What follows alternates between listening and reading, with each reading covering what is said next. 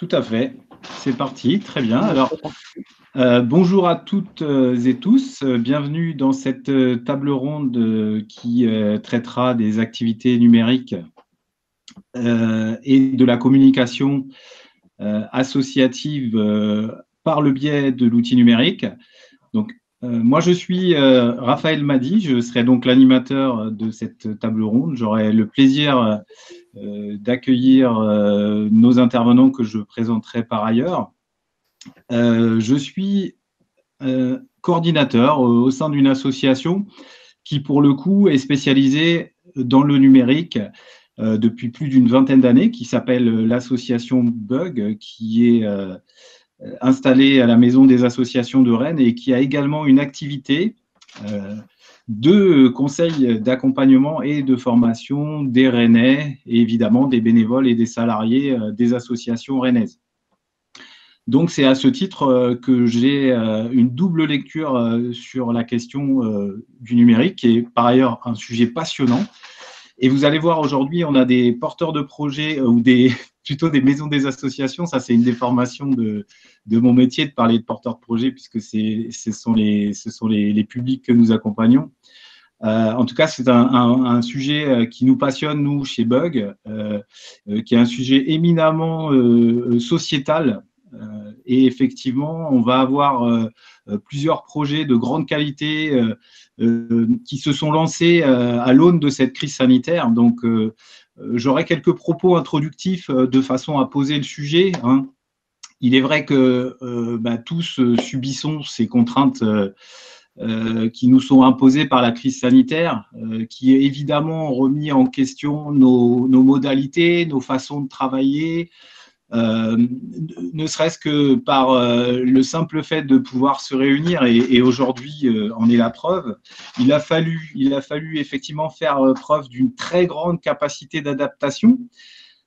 Certains plus ou moins avec toujours, si on se replonge dans l'époque du mois de mars, avril, le premier confinement, avec une forme de sidération, mais que nous avons dû assez rapidement, en tant que, je trouve, maison des associations, dû dépasser et inventer des nouvelles façons d'accompagner, de conseiller, et c'est l'objet de notre échange aujourd'hui. Comment pouvoir pallier à l'incapacité désormais de se réunir en CA, de se réunir en AG, de se réunir tout simplement. Alors effectivement, comme tu le disais Marie, le levier numérique existait à point nommé et l'acteur associatif, les acteurs associatifs de nos territoires qui parfois l'utilisaient, plus généralement le regardaient avec un peu de méfiance, voire un petit peu de condescendance, ce sont tous, peu ou prou, et nous allons en discuter aujourd'hui, tous, c'est peut-être un peu prétentieux de dire que tout le monde s'est mis à la question numérique, mais en tout cas, nous y avons basculé de façon contrainte. Et nous y sommes adaptés tous autant que possible. Et nous avons retravaillé nos rôles de maison des associations en ouvrant des plateformes d'entraide, en créant des studios vidéo, par exemple, comme Philippe nous en parlera, en mettant en ligne des campagnes de communication web, vidéo à Marseille, à Dijon. Voilà, donc effectivement, le numérique aujourd'hui, qui avait déjà une place prépondérante, prend une place encore plus centrale et change des modalités, c'est indéniable, changera forcément notre façon de travailler avec les associations, changera nos métiers, peut-être ira même jusqu'à modifier, changer, faire évoluer ce qu'on appelle, je dirais, traditionnellement une maison des associations. On le verra avec l'exemple que nous présentera Denis à Tourcoing. Voilà, on sent que cette crise a été un accélérateur d'usage numérique. Là où auparavant, on disait on peut faire sans, on peut quand même s'en passer. Alors, ce ne sont pas des outils qui sont des outils innocents.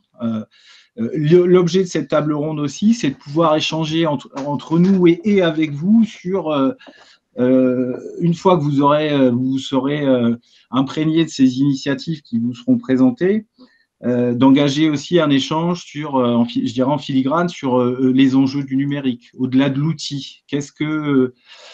Comment se saisit-on de tous ces enjeux, peut-être autour de la donnée? On verra comment on en échange, même si ce n'est pas l'objet majeur de cette table ronde, ça pourrait être effectivement intéressant d'en discuter.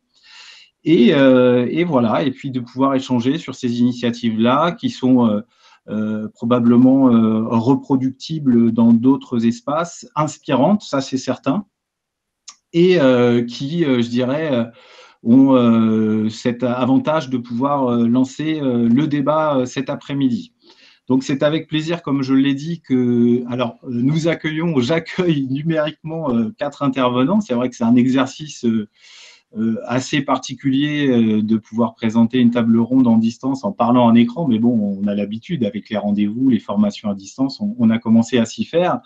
Donc, on accueille aujourd'hui Philippe Wenceslas de Jésus de la Maison des Associations de Roubaix.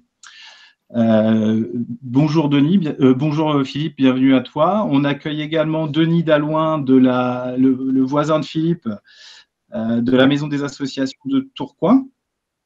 Bonjour à tout le monde. Bonjour Denis, ainsi que Valérie Girard et Élodie Fievé. Alors là, on part dans l'Est de la France, à Dijon, à la Maison des Associations, qui nous présenteront également une initiative fort intéressante qui fait écho également à l'initiative de la Cité des Associations de Marseille, également présente cet après-midi. Bonjour, avec la présence de Marie-Christine Guillaume et de son collègue Christophe. Qui nous présenteront également le projet qu'ils ont mis en place de vidéos qui permettent de valoriser les associations par le biais de l'outil vidéo et numérique. Voilà. Donc, sans plus tarder, je donne la parole à notre premier intervenant, Philippe, de la Maison des Associations de Roubaix, qui va nous présenter un projet mis en place très, je dirais, face aux problématiques du confinement et de la crise sanitaire, de mise en place de studios vidéo. Et puis, nous aurons le loisir par la suite de chaque intervention de prendre quelques-unes des questions que vous pourrez poser dans le chat. Voilà. Donc, merci à vous. Et Philippe, je te laisse la parole. Merci Raphaël, bonjour à tout le monde, j'espère que tout le monde m'entend bien. Je vais rebondir tout de suite sur la manière dont tu as amené les choses dans ton préambule, parce que ça colle. Alors j'espère que je ne le prends pas à rebrousse-poil, tu me diras éventuellement, parce que je voulais commencer mon propos sur le sens que on donnait à l'outil. Alors je l'amenais pas comme ça, mais tu l'as dit à juste titre, il y a une méfiance encore maintenant. L'outil vidéo, l'outil informatique, le distanciel.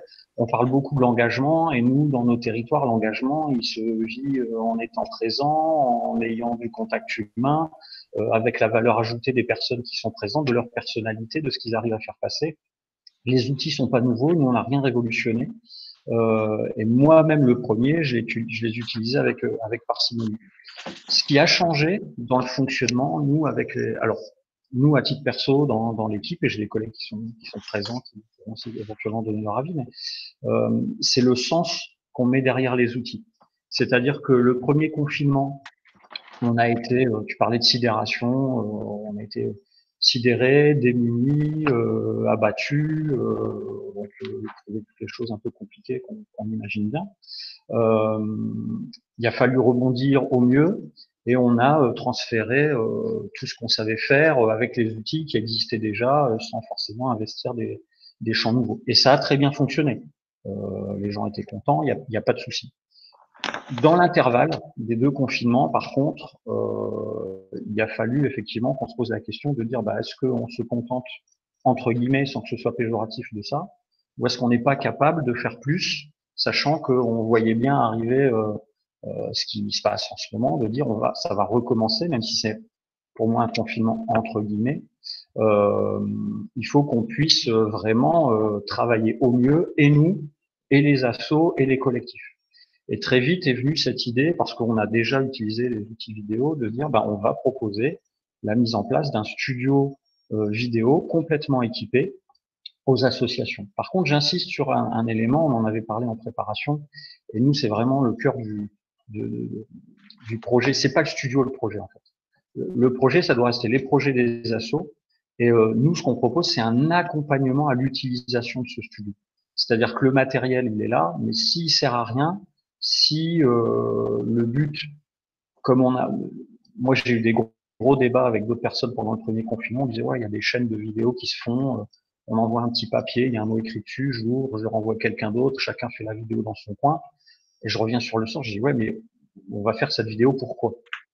Parce que moi j'étais dans un état où je me disais mais moi soit faut que je serve à quelque chose, soit je fais pas, je vais pas perdre du temps là-dessus. Et donc le studio, il a été monté que quand on s'est dit voilà, on a les moyens en termes de temps et en termes de ressources humaines, avec l'arrivée d'un très jeune collègue en tout début de premier confinement qui a des capacités aussi pour pouvoir m'aider, de dire les associations, on va pas leur dire il y a des outils, débrouillez-vous. On peut, on est déjà en train de s'occuper d'eux pour se dire ça peut être juste de vous aider pour certains publics à utiliser une adresse mail partagée. Ça peut être juste de vous aider à utiliser vos smartphones et on peut aller jusqu'à l'utilisation du studio avec un fond vert, avec un réflexe qu'on va filmer, avec de l'éclairage, avec du son de qualité pour avoir des résultats où on met en avant et on met en valeur le sens qu'on donne au travail des associations. Donc voilà, c'est un studio complet. On a mis la main sur une des pièces de la MDA ici à Roubaix, qui est une très très ancienne maison. On a mis tout le matériel. Quand vous avez les images, les quelques images, parce que c'est encore en cours de peaufinement que Marie vous passe. Vous pouvez venir sur site, on s'occupe de vous, on peut réfléchir, on préfère d'ailleurs réfléchir en amont sur ce que les personnes ont envie d'en faire.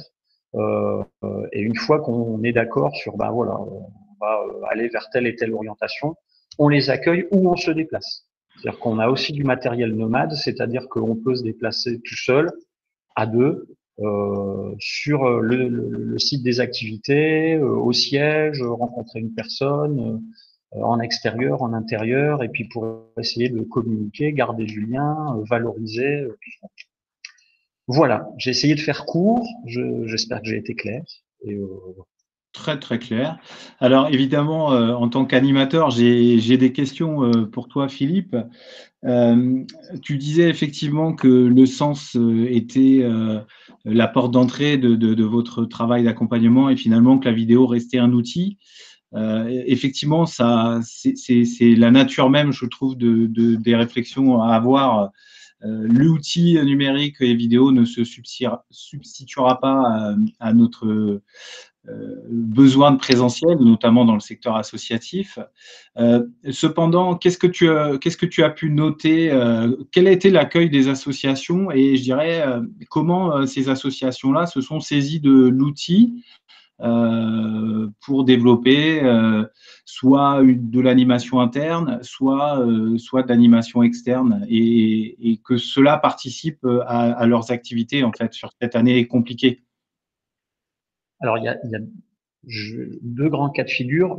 C'est pas une analyse exhaustive de terrain Oui, c'est avec une étude, intuitif. etc. On est d'accord. Il y a deux grands cas de figure. Encore une fois, c'est très très récent. Même moi, je me suis formé, j'ai appris des choses sur le terrain lors du premier confinement. Et on s'améliore encore. Il y a quelques associations avec un public de bénévoles et un public bénéficiaire plutôt jeune où ils ont 15 000 idées, ils embrayent très vite. On est déjà 4 cours de danse en live, 6 interviews de bénévoles et des temps où ils veulent utiliser le matériel pour leur conseil d'administration ou au moins pour des réunions de travail. Donc eux, tu les laisses faire en fait. Alors, on veut quand même que ça soit pas ce que je disais au début, de dire c'est là, on va juste mettre le diamant sur la bague en disant regardez, c'est trop bien ce qu'on fait. Sachant pour l'instant, il y a pas de stop à personne puisque on a de la place, mais on questionne tout de suite sur l'utilité, sur la suite parce qu'on sait que je vais dire oui, dans les semaines qui arrivent, parce qu'on va être vite en 2021, si ça prend bien avec les assos sur lesquels on est en train de travailler, on ne pourra pas accueillir tout le temps tout le monde non plus. Donc il faut qu'on fasse attention à bien se dire ça. Mais sinon, effectivement, il pourrait occuper la moitié de la semaine l'espace. Donc, Ensuite, oui, vas-y. ah non, vas-y, je t'en prie, termine. D'accord. Et ensuite, il y a les associations. Pour moi, j'ai eu zéro retour en disant oh là là, c'est quoi cette histoire. Les retours quand on présente, quand un président d'asso ou une bénévole impliquée vient voir, qu'on lui présente le matériel et qu'on lui dit mais on est là pour vous, c'est-à-dire qu'on vous demande pas de savoir vous en servir, vous nous dites juste sur quoi vous voulez aller, on va vous aider et on va travailler avec vous le jour J, au moment des réunions, etc. Donc, on ne laisse pas tout seul. Donc ils sont hyper emballés, ils sont hyper contents. Et c'est là où on voit bien le sens et qu'il y a un questionnement qui devient intéressant qu'on n'avait pas avant. Les gens disaient bah ouais, j'y vois pas clair, mais bon voilà. Mais une fois qu'ils ont dit bah oui c'est super, on n'a pas le choix, il faut qu'on y aille parce que c'est compliqué en ce moment. Il y a la partie mise en œuvre, passage à l'opérationnel. Et là la plupart du temps, et là les dernières semaines c'est ce qui s'est passé, je suis dans les boucles mail des présidents ou des responsables opérationnels des assos, donc quand ils sont en train de travailler avec leurs bénévoles. Les retours de mail, passer le côté wow, c'est génial, il y a plein de trucs, c'est ouais mais attends, on va faire comment? Est-ce que c'est compliqué? Mais attends, est-ce que j'ai bien réfléchi à ma pédagogie dans le cours de français que je donne aux apprenants d'habitude? Ou tiens, bah, est-ce que telle réunion, en fait, les outils, je vais savoir m'en servir? Et là, on revient en arrière. C'est pour ça que là, il y a un peu de timing à faire sur attendez, on va travailler ça ensemble. Et là, on revoit les outils, on revoit pourquoi, on revoit comment, parce que on n'est pas obligé de mettre plein d'outils. Il y a des choses, on est obligé de mettre des outils. Ça demande un petit temps. Et donc là, c'est la deuxième partie. Il y a quand même pas mal d'accompagnement. Je me répète encore une fois, mais sur démystifier, expliquer qu'on peut juste bosser avec du mail, qu'on n'est pas obligé de passer à la vidéo tout de suite, que la vidéo, ça peut être quelque chose de très très simple, même avec un smartphone. On insiste beaucoup sur la qualité du son parce que c'est ce qui compte que ça passe avec les publics qu'on a. Et j'oubliais, il y a quand même un troisième cas de figure, on a quand même beaucoup de publics, nous ici, pour les assos du réseau à Roubaix, où le public reste éloigné quand même des outils, même s'ils ont un smartphone. Et là, il va falloir qu'on réfléchisse avec une asso du territoire qui, elle, fait justement du travail avec ces publics en difficulté pour qu'ils utilisent au mieux ne serait-ce que leur smartphone. Donc, on va faire des maillages comme ça avec des personnes qui ont déjà mis en place des choses. Alors ça, ouais, c'est Philippe, une vraie problématique, et c'est très bien que tu la soulèves, qui, à mon avis, est transversale à tous les projets. Et j'allais te demander, est-ce que tu as le sentiment, puisque j'ai bien compris que le recul n'était pas suffisant aujourd'hui, de justement toucher toutes les associations, ou du moins comme vous les touchiez habituellement? Mais tu as répondu à la question. Effectivement, il y a des personnes qui demandent un accompagnement plus important, peut-être plus qualitatif et sur la durée pour les rassurer dans l'utilisation et la démystification. Ouais, c'est toucher, ça dépend ce qu'on met derrière toucher. Toucher les assos, garder un contact, avoir du lien. Il y a ma collègue chargée de com qui est en salle aussi et qui touche toutes les assos. Le problème, c'est enfin voilà, c'est quoi la qualité de ce contact-là dans une période comme celle qu'on vit. Donc c'est hyper important. Il y a des assos pour qui ça suffit et clairement il y a effectivement des assos où il faudra aller plus loin et j'allais dire limite tant mieux parce que effectivement encore une fois l'outil ça veut dire qu'on s'en sert effectivement parce qu'il a une utilité, il prend du sens. Par contre ça veut dire que là il y a du boulot parce que je le disais voilà on sait très bien qu'il y a soit du public cible de certaines assos, ils vont être très loin de ça, soit même du public bénévole de certaines assos où ils vont être aussi très loin de ça. En tout cas, alors, de mon point de vue, et je dirais vu de la Maison des associations de Rennes, je t'avoue que c'est un projet qu'on n'a pas pu mettre en place, mais c'est un projet qui nous semblait vraiment très intéressant. Et on se demandait même jusqu'à quel point nous n'allions pas, dans le service de location des maisons des associations là, à Rennes, réfléchir à réorienter vers un service de location d'une salle comme vous l'avez travaillé. Alors là, on est sur l'outil, et puis en tant que professionnel, vraiment d'avoir cette sensibilité à travailler l'accompagnement de façon à pouvoir toucher les publics les plus éloignés, et on sait qu'ils sont nombreux. Et comme je le disais en préambule, c'est un enjeu de société aujourd'hui, le numérique. Ça crée des écarts, ça creuse des écarts, et ça participe désormais de l'inclusion sociale, je dirais. Oui, Merci Philippe. Je ne sais pas, Marie, si tu as des questions dans le chat que les participants souhaiteraient poser à Philippe, ou est-ce qu'on enchaîne, on propose à Denis de prendre la parole et on posera les questions à l'issue des 2 présentations? Alors, on en a déjà 2, mais qui se rejoignent, hein, qui est une question directement adressée à Philippe. Faustine et Thomas demandent quid après le tournage, notamment le montage. Donc, je ne sais pas, les vidéos que vous faites, y a-t-il des questions de montage? La MDA met-elle à disposition un logiciel? Est-ce qu'elle forme sur l'utilisation du logiciel? Alors aujourd'hui, on n'est pas dans de la formation, on n'aurait pas le temps, on s'en occupe. Et c'est là où je disais, on est un binôme avec Evans, qui est un jeune collègue qui est arrivé 1 semaine avant le premier confinement. Donc un timing Un sacré boulot, hein. un peu particulier. Ouais, alors, il va très très vite. Il a 20 et quelques années, il baigne dans ce milieu-là. Nous, c'est quelqu'un qui vient du réseau aussi au départ, qui est dans les cultures urbaines, qui a la culture du clip, du montage son. On a acheté le matériel ensemble après validation du budget.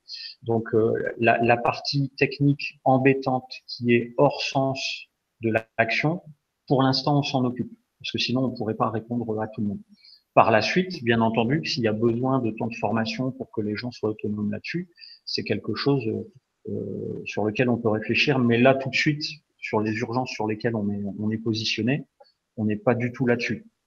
Juste pour illustrer avec ce que disait Raphaël, nous, on s'était jamais posé la question juste en termes de location pure, entre guillemets, parce que ici, sur Roubaix-Tourcoing, en termes de ressources son audiovisuelles, si j'ai juste besoin de matériel, il y a pléthore de solutions et peu cher. Donc, quand on sait utiliser le matériel, si on veut trouver du matériel pas cher, c'est pas un souci sur du temps précis. Donc, c'est pour ça qu'on a vraiment axé sur l'accompagnement, et effectivement le temps très chronophage de montage et de choisir les solutions techniques à la fin, on s'en occupe. Ok, merci Philippe. Je pense que ça répond à la question. On a une deuxième question, peut-être très rapide. C'est simple, c'est les vidéos sont-elles publiées par la MDA ou c'est à la charge des associations? Là aussi, ça dépend. C'est-à-dire que c'est vraiment en fonction de l'utilité et du besoin de l'association. Nous, on n'a pas vocation, et alors c'est rigolo parce que c'est un débat qu'on a eu justement avec Valérie, la chargée de communication, et notre responsable. On n'a pas vocation à héberger toutes les vidéos ou à s'occuper de la mise en route de toutes les vidéos, de toutes les assos. Nous, on y perdrait du sens, on y perdrait dans la logique de notre message et dans la compréhension. Et surtout, on ne veut pas donner l'impression de tirer à nous les projets en disant « Regardez, c'est des projets de la MDA ». Première chose. Mais ensuite, au tout début, quand les assos sont pas prêtes, on leur dit « On peut faire le live sur votre chaîne YouTube ou sur votre page Facebook ou ce que vous voulez ». On se retrouve le jour J où ouais, mais on sait pas, où on n'a pas les identifiants, on passe des coups de fil, ça se passe pas. On a l'autorisation de diffuser sur le temps réel parce que les apprenants attendent le cours de danse. On diffuse sur la page de la MDA, ils balancent un petit texto ou un WhatsApp en disant rendez-vous sur le Facebook de la MDA, on le fait. S'il y a l'utilité pour l'asso. Sinon, on n'a pas vocation à le faire normalement. Mais après, voilà, aujourd'hui, pour l'instant, tout est possible. Très bien, merci, merci Philippe. Merci. Je ne vois plus Denis qui réapparaît. Denis, je te propose de te laisser la parole et de nous présenter un projet qui s'approche de l'initiative de Philippe et de son équipe de mise en place en quelque sorte d'une salle virtuelle au sein de la maison des associations. Oui, merci Raphaël. Bonjour à toutes et à tous. Ravi de vous voir ou de vous lire comme ça à distance. Je suis Denis Dalluin, je travaille à la Maison des associations de Tourcoing, une maison des associations associatives dont l'objet est de promouvoir l'engagement associatif, d'accompagner les initiatives collectives et de coopérer et de mettre en place des coopérations. On est membre du RNMA notamment et on anime le réseau Hauts-de-France des points d'information de la vie associative, les PIVA. Alors, comme vous le disiez, on a traversé une année où il a fallu s'adapter beaucoup dans nos métiers d'accompagnement de la vie associative et aussi être inspirant, puisque nous, c'est notre métier, on a le temps et parfois les compétences pour le faire. Il a fallu être inspirant pour les associations qu'on accompagne. Ça a été un peu notre leitmotiv depuis le mois de mars. Alors, dès qu'il y a eu des fenêtres de tir, on a mis en place des événements en présentiel. En juillet, notre assemblée générale, on l'a tenue en présentiel en extérieur, par exemple. Et on a eu une fenêtre de tir en septembre où on a fait notre forum des assos en présentiel. Donc ça, c'était quand même notre leitmotiv, c'était dès que possible, en respectant évidemment les consignes et les règles, on faisait du présentiel. Et au-delà de ça, donc, il a fallu, dans notre quotidien d'accompagnateur, lorsqu'on fait des points d'appui avec les assos, lorsqu'on reçoit des bénévoles, des assos, des porteurs de projets qui veulent créer une asso, comment on fait puisqu'on ne peut plus les recevoir, quand on fait nos réunions d'équipe, quand on fait des réunions avec les partenaires, comme aujourd'hui par exemple, on avait un séminaire de travail avec nos administrateurs qui était prévu, on avait un colloque dans le cadre d'un projet européen avec des transfrontaliers avec des Belges par exemple, on a nos formations de bénévoles tous les jours, notre programme de formation. On a notre CA, les bureaux, enfin les réunions de gouvernance aussi qui se poursuivent, et on anime régulièrement des temps interassociatifs. Et au-delà de ça, il y avait des demandes, par exemple, comment on peut faire pour nos marchés de Noël, etc. Donc, vous voyez tout ce quotidien très varié du métier d'accompagnateur. Il fallait que nous, on soit suffisamment agile pour proposer une solution professionnelle, en tout cas réfléchie, dans le cadre de notre posture professionnelle, j'en parlerai après, à nos associations de notre réseau, les associations adhérentes ou les associations du territoire. Alors, la solution qu'on a retenue et qui a répondu à l'ensemble de ce que je viens de vous dire, qui a permis les points d'appui, la tenue du colloque, la tenue du séminaire, les AG, les formations de bénévoles, c'était d'ouvrir. Alors, on est une maison des associations avec des salles qui permettent tout ça. Eh bien, puisque ces salles sont plus accessibles, on a ouvert des salles numériques. Plutôt que de téléphoner pour dire « je voudrais réserver la salle du premier étage de 30 places », eh bien là, lorsqu'une asso souhaite se réunir, organiser un événement, une AG, un CA, une formation, eh bien ils appellent ici et donc ils réservent une salle sur une plateforme de visio et ça permet aux assos d'avoir accès facilement à un outil. Alors, toute la démarche par rapport à l'accès à cet outil, elle est importante. C'est-à-dire qu'il a fallu fidéliser déjà l'équipe à l'utilisation d'un outil. Ça veut dire qu'on l'a utilisé souvent au premier confinement. Il s'agit que l'équipe, dans sa posture professionnelle, maîtrise cet outil, les fonctionnalités, son usage technique, ou créer une réunion, ouvrir une salle, etc. Donc ça, c'est ce que j'ai appelé avec l'équipe la nouvelle posture professionnelle à avoir. C'est-à-dire que quand on va proposer cette salle à une association qui la réserve, et bien de la même manière que vous le connaissez tous, il y a des bénévoles plutôt âgés, par exemple, qui vont la veille d'une AG faire la route en voiture pour voir où est-ce qu'ils vont se garer, si c'est facilement accessible en bus, l'accès à la salle en physique. Pour moi, l'accès à la salle numérique est le même. Il faut faciliter l'accès à la salle. C'est-à-dire que 2 jours avant, on peut demander aux bénévoles de se connecter, de voir, de présenter la salle, de présenter comment ça fonctionne. C'est la posture professionnelle. Quand on ouvre une salle de réunion, de se préparer, anticiper, et comme on le ferait pour une salle en présentiel. Quand on ouvre une salle en présentiel, on fait en sorte que le vidéoprojecteur fonctionne, qu'il y ait des marqueurs pour le paperboard, qu'il y ait suffisamment de tables, de chaises. Là, c'est la même chose. Il faut que la salle qu'on va proposer, elle soit opérationnelle, préparée, anticipée et qu'on la maîtrise. Donc ça, c'était important de travailler avec ça, sur cette posture nouvelle à avoir en tant qu'accompagnateur de la vie associative, sur nos points d'appui, sur nos CA, etc. Être opérationnel avec cet outil. On l'a vu, nous, au plus on a utilisé l'outil, avec nos administrateurs notamment, que je salue, puisque j'ai vu qu'il y en avait, notamment Marie-Christine, on a fait un séminaire de travail, par exemple. Eh bien, là aussi, posture professionnelle, ça a été de trouver des outils d'animation dans cette salle virtuelle adaptée à notre séminaire. Donc c'est bien, vous voyez, la salle en tant que telle, virtuelle, c'est une chose, la visio, c'est une chose, mais un peu comme le RNMA a fait son AG, il a préparé cet AG, eh bien maintenant, chaque moment, chaque utilisation de cette salle, il se prépare de la même manière qu'on le ferait sur d'autres temps. Une formation de bénévole en visio, il s'agit de l'anticiper, de voir quels outils d'animation on va utiliser, etc. Parce qu'au plus on va proposer, nous, des temps de qualité dans ces salles virtuelles, au plus on va inspirer et donner envie et rassurer des bénévoles associatifs en se disant « Ah ben en fait, ça va, ça se passe bien, j'ai passé un bon moment, c'était presque convivial. » Alors évidemment, ça ne remplace pas le présentiel. Hein, je vous dis, dès qu'on peut, on fait du présentiel. Mais, et puis surtout, on a produit un travail de qualité, on a vécu une bonne réunion parce qu'on a mis en place des outils d'animation adaptés à la visio. Donc, tout ce travail-là est important, de rassurer nos administrateurs qui ont utilisé souvent l'outil. On a fait des CA, on a fait ce séminaire, on a fait un colloque dans le cadre de notre projet européen. Et on a une quarantaine d'administrateurs à la MDA, donc c'est 40 présidents d'assos qui ont fait la promotion de cet outil auprès de leurs assos, et petit à petit, ça donne envie aux associations d'utiliser ce nouvel outil.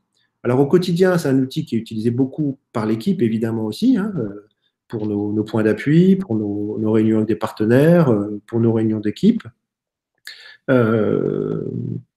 Donc voilà. Alors, par la suite, alors on a eu peu de freins. Enfin, on a eu des freins, évidemment, des bénévoles qui se sont dit « Ouh là là, désolé, je ne serai pas là demain à votre réunion parce que je ne suis pas équipé ou ça me paraît insurmontable. » Et puis, en fait, en réalité, il y a eu très peu de bénévoles qui n'ont pas eu accès à cette salle parce qu'au final, ils se sont fait aider chez eux par leur fils, leur petit-fils, par leur mari, où elles ont à force, ils ont acquis du matériel aussi avec des caméras et des micros, des ordi adaptés.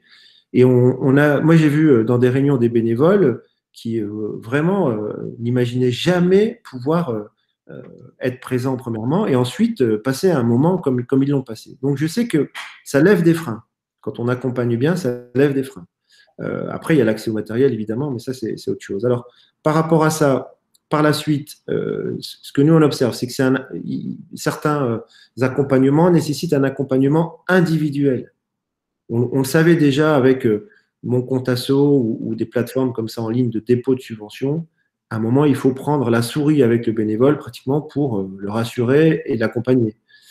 Donc, je vous mettrai dans le chat, je vais mettre tout de suite un lien sur le plan de relance du gouvernement avec quelque chose d'intéressant sur l'aspect numérique. C'est-à-dire qu'il y aura des moyens dédiés au numérique et notamment des médiateurs numériques. C'est un peu ce que Philippe disait. Il a dans son équipe un jeune collègue qui est arrivé et qui a permis un peu de mettre en place son projet vidéo. Eh bien, moi, je pense que par la suite, il va falloir que dans nos MDA, on ait, alors, le financement, il faudra le trouver via ce plan de relance, un médiateur numérique qui puisse presque proposer un travail individuel pour que des présidents, des dirigeants bénévoles puissent au-delà du temps de visio qu'on passe actuellement, remplir des formulaires en ligne, etc. Ce frein numérique existait aussi auparavant, notamment sur le dépôt des dossiers en ligne. Donc, il y a cet accompagnement individuel, moi, qui me paraît vraiment important. Donc, vous dire que ça nous a conforté dans l'équipe. Et donc, pareil, c'est un peu, alors on n'est pas exemplaire, mais ça inspire les assos.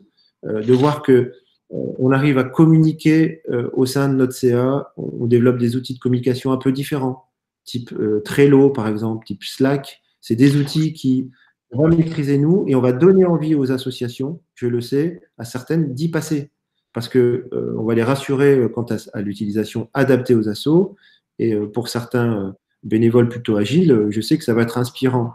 Ça, c'est des choses qu'on va garder par la suite. Ces outils d'intelligence collective numérique sont très intéressants, puisque au-delà, comme tu le disais, Raphaël, de ce qu'on traverse aujourd'hui, c'est quelle place du numérique dans nos métiers, dans nos futurs métiers.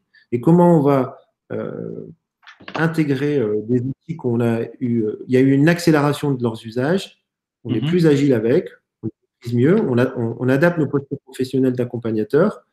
Eh bien, profitons aussi de mettre une réflexion sur l'usage du numérique dans nos métiers. Cette espèce de flux de mails continuelle à la journée où nos métiers, c'est répondre et faire des mails. Bon, ça pose question parfois. Il y a d'autres outils qui permettent d'alléger, par exemple, cette charge du mail, qui permettent une meilleure communication de l'équipe, et surtout cette question d'intelligence collective. Le numérique permet, à mon avis, facilite ça. Ça, c'est intéressant.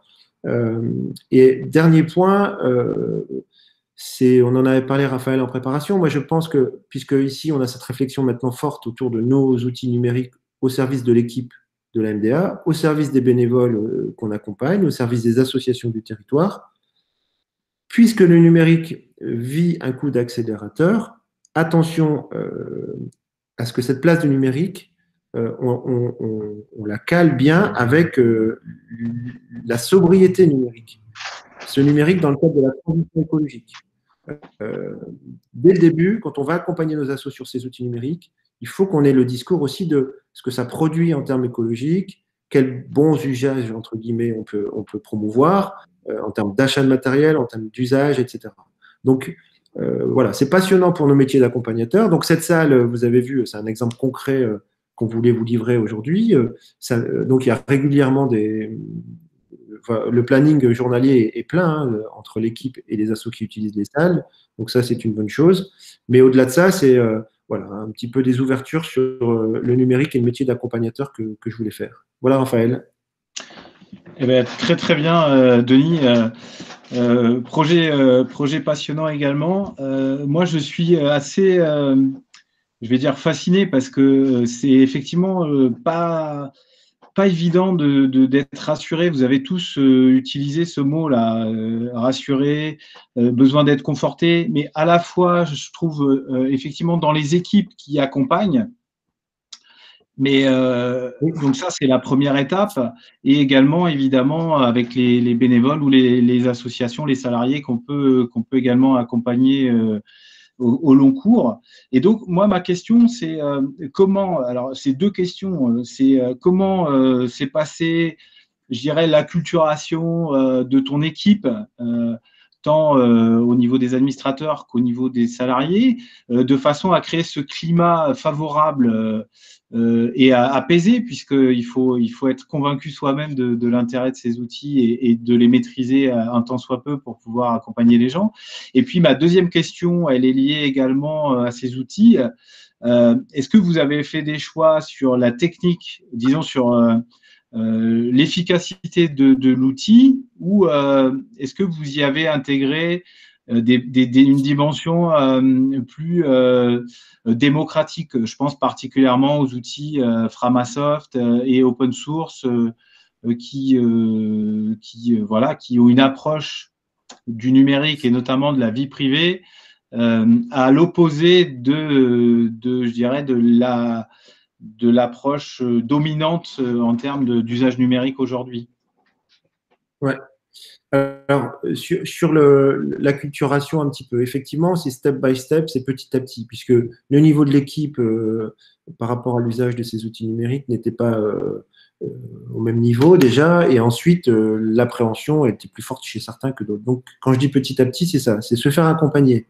Donc, on a une MDA associative, on a un OPCO, Uniformation, un organisme de formation qui peut payer la formation des salariés ici. Et donc, on active, nous, ce levier de l'OPCO. C'est Uniformation qui nous rembourse parce qu'on se fait accompagner. Première chose, c'est qu'on se fait accompagner sur les outils, Trello, etc. Important. Voilà. Pour les maisons, excuse-moi, je t'interromps, mais pour les maisons des associations qui nous écoutent, nous regardent, c'est un élément qui me semble être fondamental dans la mise en place du projet. Oui, complètement. C'est intégrer à son programme de formation, prendre du temps, des demi-journées, des journées avec Alors, même si dans l'équipe, quelqu'un maîtrise, c'est important cet œil extérieur, parce qu'en plus, il peut avoir une vision sur notre fonctionnement, etc. Et une fois que l'équipe est à l'aise avec un outil, quand je dis step by step, c'est ça, il ne faut pas brûler des étapes, c'est on maîtrise un outil à la fois et on comprend le sens qu'on y donne. Philippe insistait sur le sens, c'est essentiel. Quel sens on donne à cet outil dans notre travail, dans notre accompagnement. Et ensuite, l'idée dont je vous parlais tout à l'heure, c'est être inspirant. Quand on a fait notre AG en extérieur en juillet, c'était pour que d'autres assos en juillet fassent leur AG en extérieur, ce qui a été le cas à Tourcoing. Quand on a fait notre forum des assos dans la fenêtre de tir début septembre, ça a permis à d'autres événements de se dérouler. Maintenant qu'on est sur l'usage du numérique, plus nous on est à l'aise, comme tu disais Raphaël, ou formés ou à l'aise dans notre posture professionnelle et à l'aise avec l'outil, voilà, on va être rassurant et on va donner envie. Donc, c'est petit à petit, étape par étape. Il ne s'agit pas de tout basculer nos pratiques sur le numérique tout de suite, mais cette salle numérique, vous avez vu, elle permet beaucoup, beaucoup de choses en réalité, en termes de différents moyens de rencontre. Il y a les AG, il y a les CA, il y a les réunions d'équipe, les bureaux, on a fait un colloque, on a fait un séminaire, les rencontres nationales du RNMA se déroulent en visio, donc vous voyez, voilà. À partir du moment où on s'est anticipé, préparé, un peu comme l'a fait Marie pour l'AG du RNMA ou pour ces rencontres nationales, eh bien, avec des inscriptions, avec le lien qu'on rappelle la veille, enfin, tout ça se discute en équipe et c'est inspirant pour les associations qui vont reproduire. On peut créer des fiches techniques, des outils. On l'a vu, un article dans Association Mode d'Emploi sur réussir son AG en ligne. On a fait une formation, nous, sur réussir son AG en ligne dans notre salle de réunion. Donc, tous les assos qui étaient présents à cette formation étaient déjà dans la salle de réunion. Donc, on a fait aussi une formation sur comment on utilise la salle de réunion ce jour-là. Et donc, depuis, il y a 3-4 assos qui ont fait leur agent en ligne dans cette salle de réunion, en fait. Vous voyez? Donc, voilà. Et après, sur les outils du libre, évidemment, là, c'est plutôt là-dessus qu'on travaille. Maintenant, on a fait le choix d'un outil qu'on avait utilisé pas mal dès le début de l'année, dans le premier confinement, qui s'appelle GoToMeeting. C'est un abonnement mensuel. Bon, c'est pas un outil libre, hein, mais qui récolte pas beaucoup de données en réalité. Sur le principe, pour vous expliquer, c'est nous qui avons les clés de la salle, hein, pour être clair. C'est-à-dire que quand une asso réserve une salle, on lui ouvre la salle. Il y a quelqu'un de l'équipe qui est dedans avec eux, qui l'accueille, qui accueille la réunion. Comme moi, demain à 14h, je me connecte pour l'AG. Et puis, je désigne un organisateur dans la salle qui aura la main après. Vous voyez, on ne peut pas juste envoyer les codes, ils ne pourront pas se connecter sans un organisateur. Ça permet d'accueillir les assos, ça permet de leur rappeler les petites règles au cas où s'ils ne sont pas encore à l'aise, ça les rassure. Et ensuite, voilà, on sait ce qui se passe dans nos salles quelque part aussi. Hein. Vous voyez, c'est un peu l'idée, c'est comme une salle à la MDA, on ne donnerait pas les clés n'importe comment, n'importe où. En général, on est présent quand il se déroule des choses à la MDA. Là, c'est pareil dans cette salle numérique. Voilà. Ah bah c'est intéressant là, ce que tu dis, Denis, parce que ça répond partiellement à quelques questions qu'on a. Donc, on avait Saint-Nazaire Asso qui demandait l'accès aux salles virtuelles, c'est un service gratuit ou payant, donc tu y as répondu, c'est un abonnement. Mais une autre question, et là, moi, je ne saurais pas y répondre, peut-être toi, est-ce légal de prêter, entre guillemets, son compte? Parce que là, du coup, vous mettez à disposition quelque chose qui est votre compte. Donc là, elle dit compte Zoom, mais pour le podcast, c'est GoToMeeting. Est-ce que c'est légal d'ouvrir comme ça une réunion que nous n'animons pas? Ah bah, c'est nous l'organisateur, donc c'est sur notre compte. Je vous dis, on rentre dans la salle avec eux, on désigne des organisateurs, parce que si on quitte la salle en tant qu'organisateur, la salle se ferme. Par contre, en désignant un organisateur ou des organisateurs, ensuite, ils ont la main sur leur réunion, dans leur salle, et puis, mais on ne donne pas les accès au compte. Vous voyez la différence? C'est un peu technique. Hein. C'est nous qui avons le compte, c'est nous qui créons à leur demande une réunion. On rentre dans la salle avec eux, on désigne des organisateurs, et ensuite, nous, si besoin, on les laisse faire leur réunion. En quelque sorte, vous leur octroyez un droit d'usage. Oui, c'est ça, c'est vos salles vous appartiennent de l'État et vous... Tout à fait. Ouais. Alors, j'ai l'impression qu'effectivement, il y a des choses qui changent, qui évoluent. Tu parlais de métier de médiateur numérique et peut-être qu'on peut terminer là-dessus et passer la parole à nos amis dijonnais et marseillais. Mais je pense effectivement, ce sera probablement aussi la nature de nos échanges à l'issue des interventions. Mais nos métiers alors évoluent, même si l'accompagnement, la pédagogie d'accompagnement de formation reste la même, et Philippe en a très bien parlé. Mais tu parles de médiateur numérique. Moi, personnellement, je suis aussi convaincu qu'on ne peut plus faire l'économie d'avoir une personne spécialisée sur les questions du numérique. Alors, pas forcément un ingénieur escalité technicien, mais quelqu'un qui a une vision, qui sait effectivement aller chercher des outils en fonction de l'usage, du besoin, et quelqu'un qui peut aussi rassurer ou en tout cas former les gens en complément de formation plutôt continue, comme tu l'as expliqué. Est-ce que tu, Ouais.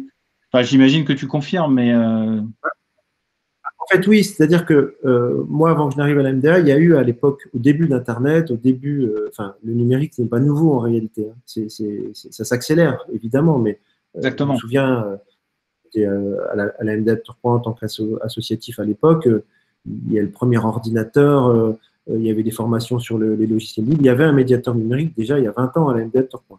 Il n'y en a plus actuellement. Moi, quand j'ai vu ce plan de relance, je vous ai mis le lien, il y aura un accès à des jeunes sans diplôme qui vont être formés, 350 heures.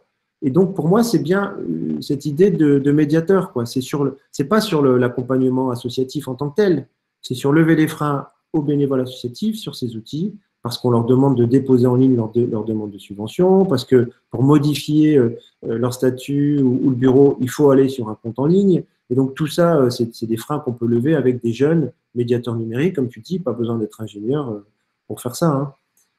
Donc voilà. Alors, je voyais Thomas Miazek de la MDA de Lille a posé la question dans les usages de ces salles numériques aussi.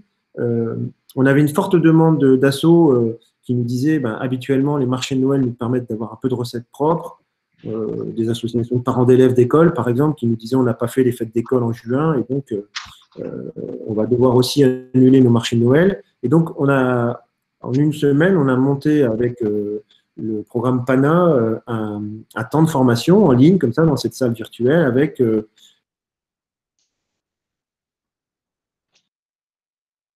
Denis, ton micro a été coupé, malheureusement. Je t'invite à le réouvrir. Merci de ne pas couper les micros de nos intervenants, s'il vous plaît. Je voyais une question de Thomas Miazek de la MDA Lille sur le marché de Noël virtuel numérique. C'est encore un usage de cette salle visio qu'on a mis en place. C'est qu'on a eu des demandes d'associations pour les marchés de Noël en disant c'est une ressource financière qu'on a, qui est importante. Des associations de parents d'élèves avaient dû annuler leur fête d'école, leur kermesse en juin. Là, c'est rebelote pour les marchés de Noël pour certaines assos. Et donc, on a réagi assez rapidement avec le programme PANA, le programme des points d'appui au numérique associatif, pour organiser en une semaine une formation sur comment on peut organiser un marché de Noël en ligne numérique de manière gratuite et rapide. Donc, effectivement, ça a eu lieu et je pense que c'est dans les adaptations que nécessite notre métier d'accompagnement et dans les manières d'inspirer les assos.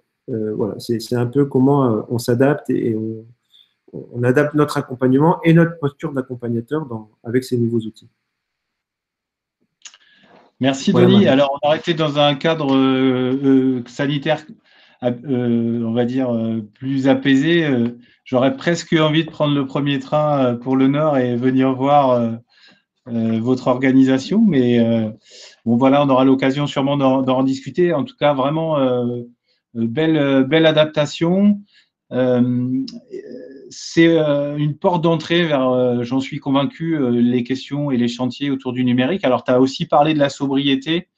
Je pense que, alors c'est une posture, je ne sais pas si mon rôle d'animateur me laisse cette latitude de prendre des postures, mais je tente.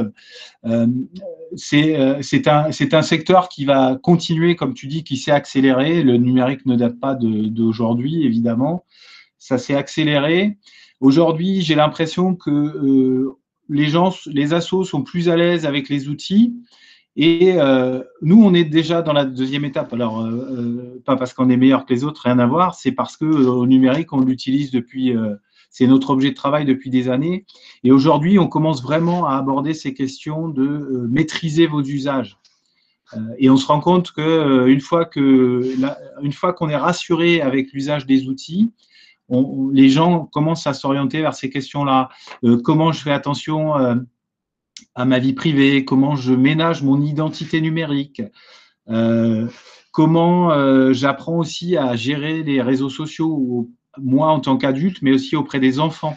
Il y a aujourd'hui une accélération en effet du confinement et justement des outils numériques, une accélération des cas de harcèlement numérique. En fait, on voit bien que ce qui se passe dans la vraie vie se transpose via l'outil numérique, avec l'impression justement de cet anonymat. Et puis, toutes les questions de sobriété. Aujourd'hui, on doit être à une 30aine de milliards, peut-être un peu plus, d'objets numériques connectés. il se dit, et vous pouvez aller voir sur le site Green IT, que d'ici quelques dizaines d'années, on passera à plus de 100 milliards. Donc, il y a tout un impact. Il y a aussi une façon de travailler au-delà de l'outil et, comme le disaient Philippe et Denis, de travailler le sens. Donc, ce n'est pas aujourd'hui qu'on résoudra cette question-là, mais moi, je suis vraiment convaincu qu'aujourd'hui, le numérique, c'est plus le parent pauvre de l'associatif et même de la construction d'une vie démocratique et citoyenne. Voilà. Alors, je ne sais pas si, Marie, on prend des réactions ou on va peut-être proposer à Dijon de prendre la parole et de nous présenter. Oui. Dernière chose, désolé, je vois une question. Nous, c'est la MDA qui prend en charge l'abonnement des salles numériques. Pour l'instant, l'accès aux salles est gratuit pour les associations. Voilà, c'était peut-être pas assez précis tout à l'heure. Question, réponse prosaïque. Oui. Mais du coup, Raphaël, je pense qu'en effet, on peut continuer avec Dijon parce que la plupart des questions ont été répondues. Très bien, parfait. Alors, on est bien. Alors, Valérie et Elodie, eh bien, on vous laisse la parole et je crois que vous avez une vidéo à nous partager. Alors, allons-y. Eh ben, merci. Bonjour à tous. Vous m'entendez, c'est bon? Ouais, très bien. Ça fait plaisir déjà de voir des visages différents que ceux qu'on voit d'habitude. Donc, merci de nous suivre. Merci aussi aux organisateurs parce que voilà, moi, ces rencontres, je les ai partagées voilà, une petite quantité de fois et ça m'a fait vraiment plaisir à chaque fois de vous retrouver. Et c'est d'ailleurs lors de ces échanges avec d'autres maisons des associations qui est venue l'idée d'un nouvel organigramme à la maison des assos et justement cette création d'un poste de chargé de com et de chargé de l'animation, que ce soit que ce soit hors les murs ou dans les murs. Donc, normalement, Valérie, que vous trouverez après, aurait dû arriver le 1er février. Finalement, elle est arrivée le 1er juillet. Entre-temps, la Covid, que tout le monde connaît maintenant. Et du coup, toutes les manifestations associatives qui mettent en avant voilà, les assos, les différentes associations, que ce soit des expositions qu'on fait, nous, dans notre hall d'accueil, ou que ce soit notre Grand Déj des associations. Grand Déj des associations, c'est votre forum à vous, en fait. Nous on l'appelle comme ça. Et donc, ça a été annulé. Et je me suis dit, mais qu'est-ce qu'on peut mettre en place pour que on valorise les associations? Qu'est-ce qu'on peut mettre en place pour que on les oublie pas, qu'elles soient encore visibles, même si elles font plus trop d'activités, d'actions? Qu'est-ce qu'on peut mettre en place pour qu'elles soient visibles? Donc, j'ai eu l'idée de faire soit, je savais pas en fait, c'était soit des mini-films, des clips, je savais pas trop. Est arrivée Valérie et son premier challenge, sa première mission, ça a été de réaliser des petites vidéos pour mettre en avant les assos. Mission réussie parce que Valérie, je la connaissais de son emploi d'avant et du mien aussi. C'est quelqu'un qui est dans l'action-réaction. Donc, quand je lui donne une idée, hop, elle rebondit dessus. Alors, c'est super agréable de travailler avec elle. Et du coup, elle a eu 1 mois et demi, donc de juillet à fin août, et en sachant qu'il y a eu des vacances entre-temps quand même. Donc, 1 mois et demi pour s'auto-former parce qu'elle n'y connaissait rien du tout au montage vidéo. Elle a eu 1 mois et demi pour commencer à rencontrer des associations pour leur proposer le projet. Et puis, franchement, on est quand même assez satisfaite du résultat. Les associations aussi. On peut voir. Voilà. Donc, je vous invite. Là, on va pouvoir regarder le petit film.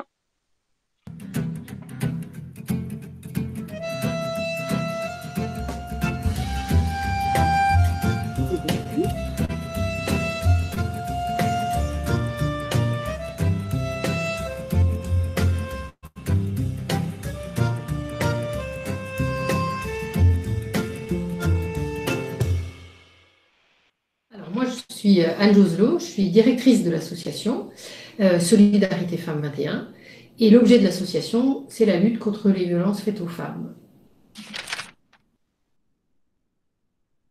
Pour qui? Pour toutes les femmes victimes de violences, quel que soit le type de violence. Et pourquoi? Pour que nous les aidions, nous les accompagnions dans leur réflexion, dans leur désir de sortie des violences, dans leur démarche sociale, juridique, de logement, et dans leur reconstruction psychologique liée à l'impact des violences. Alors, deux choses. D'abord, que les femmes n'hésitent pas à composer le 3919, qui est le numéro d'écoute nationale et qui va pouvoir les orienter vers les structures compétentes dans leur secteur géographique. Donc ça, c'est important. À Dijon, c'est Solidarité Femmes 21, mais ailleurs, il y a d'autres structures. Donc voilà, il ne faut vraiment pas hésiter à faire le 3919. Nous, localement, là, en ce moment, on a besoin d'un trésorier à l'association Solidarité Femmes ou d'une trésorière. Donc voilà, toutes les bonnes volontés sont les bienvenues et donc on attend avec impatience effectivement la relève de notre trésorier actuel qui œuvre depuis 12 ans, donc qui a largement rendu les services et au-delà à l'association.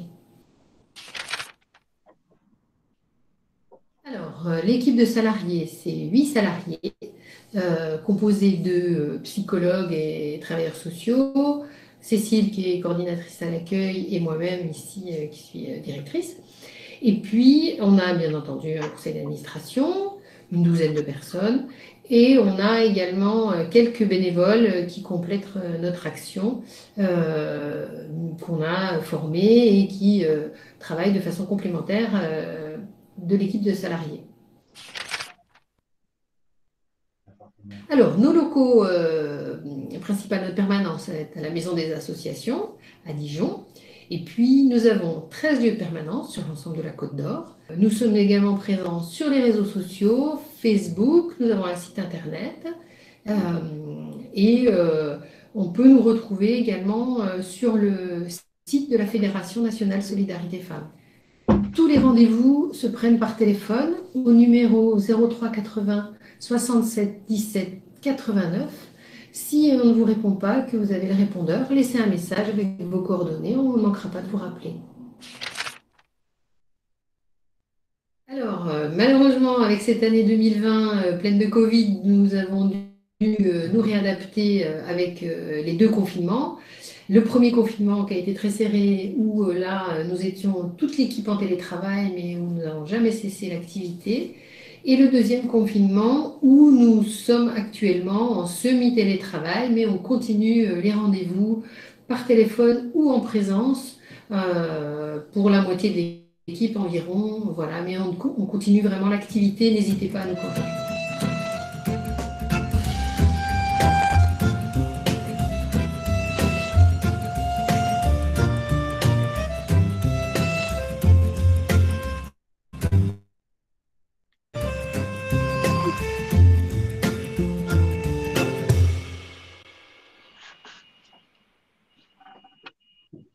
Alors, première question évidemment qui nous vient tous à l'esprit, est-ce que l'association a trouvé un trésorier? Mais non, pas encore. Alors, en fait, ce mini-film-là est sorti le jour sur la journée contre la violence faite aux femmes du 25 novembre. Parce qu'on essaye de s'adapter aussi à l'actualité. Donc, le 11 novembre, c'était un ancien combattant, l'association des anciens combattants qui a présenté son assaut. Il y a eu toute une semaine européenne sur l'emploi aux personnes handicapées. Et donc, on a fait toute une semaine sur des associations handi. Donc, on essaie de s'adapter, oui, à l'actualité.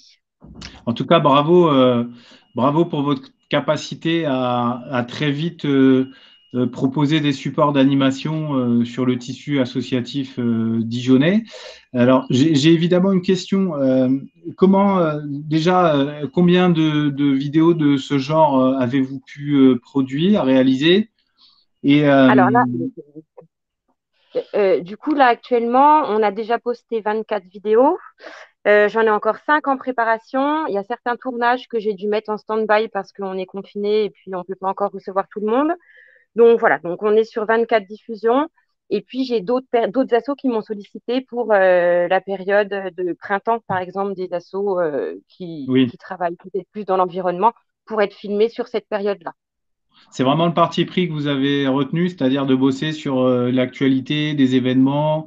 J'imagine que vous devez avoir énormément de demandes. Ah bah, en fait, on a eu beaucoup de demandes au début. Après, en fonction des diffusions, bah, il y a des associations qui se greffent ou non. On se dit que si jamais ça s'arrête à un moment donné, en fait, on ira les chercher.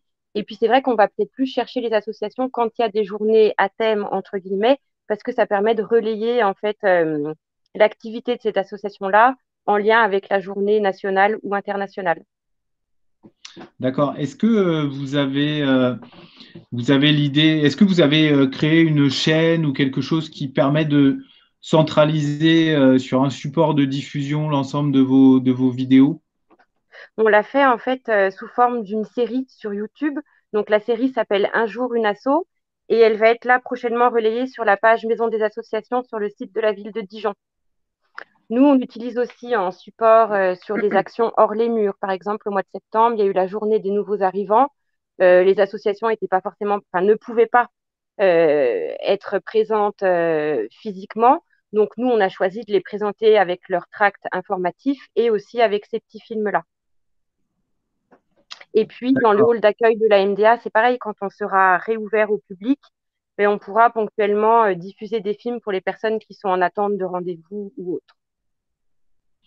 Très bien. Alors évidemment, j'ai aussi une question sur, je dirais, l'accompagnement. Est-ce que derrière, j'imagine que oui, vous avez profité de cet outil, de ce support-là pour accompagner les assos à l'écriture d'une vidéo, au storytelling, à la rédaction ou pas? Je ne sais pas.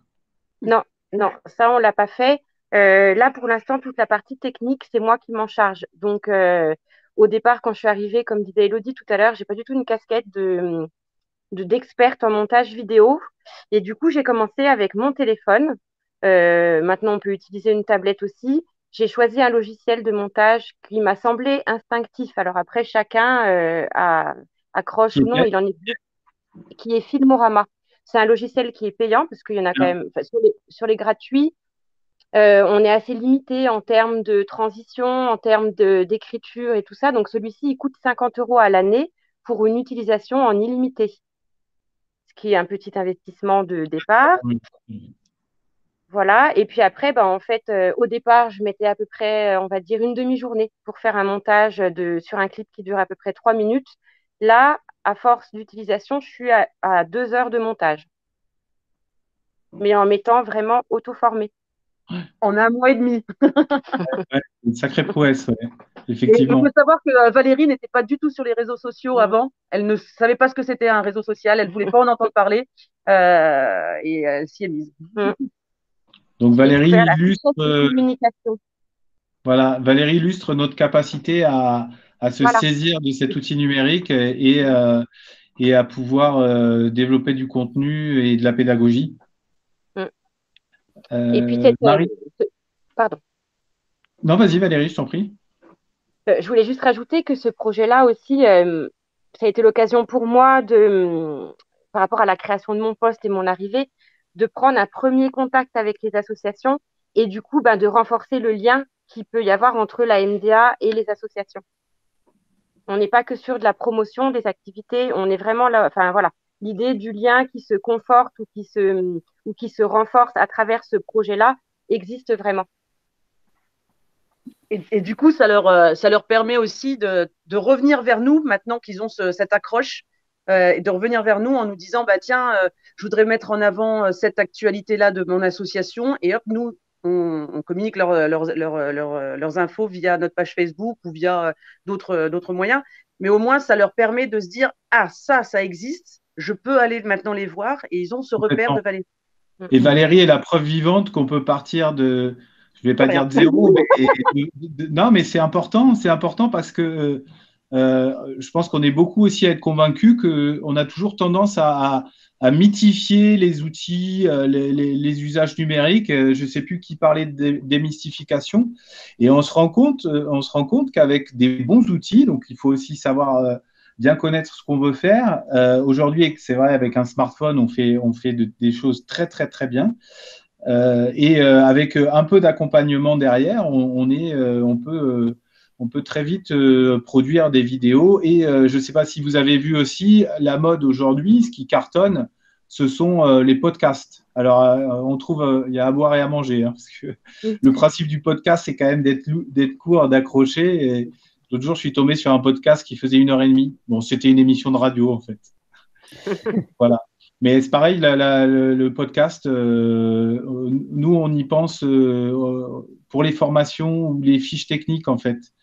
Voilà, donc c'est aussi une possibilité. Et comme tu l'illustres, Valérie, on est parti de rien aussi sur plusieurs sujets. On s'y est collé, on s'est formé aussi, comme l'expliquait Denis. Et puis on a essayé, on s'est trompé et on a essayé de comprendre. Voilà.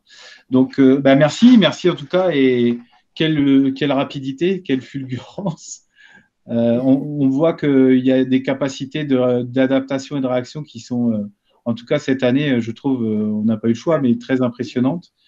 Marie, je te passe en studio la parole pour peut-être voilà, des questions de nos participants, nos auditeurs, je ne sais pas comment on peut les appeler.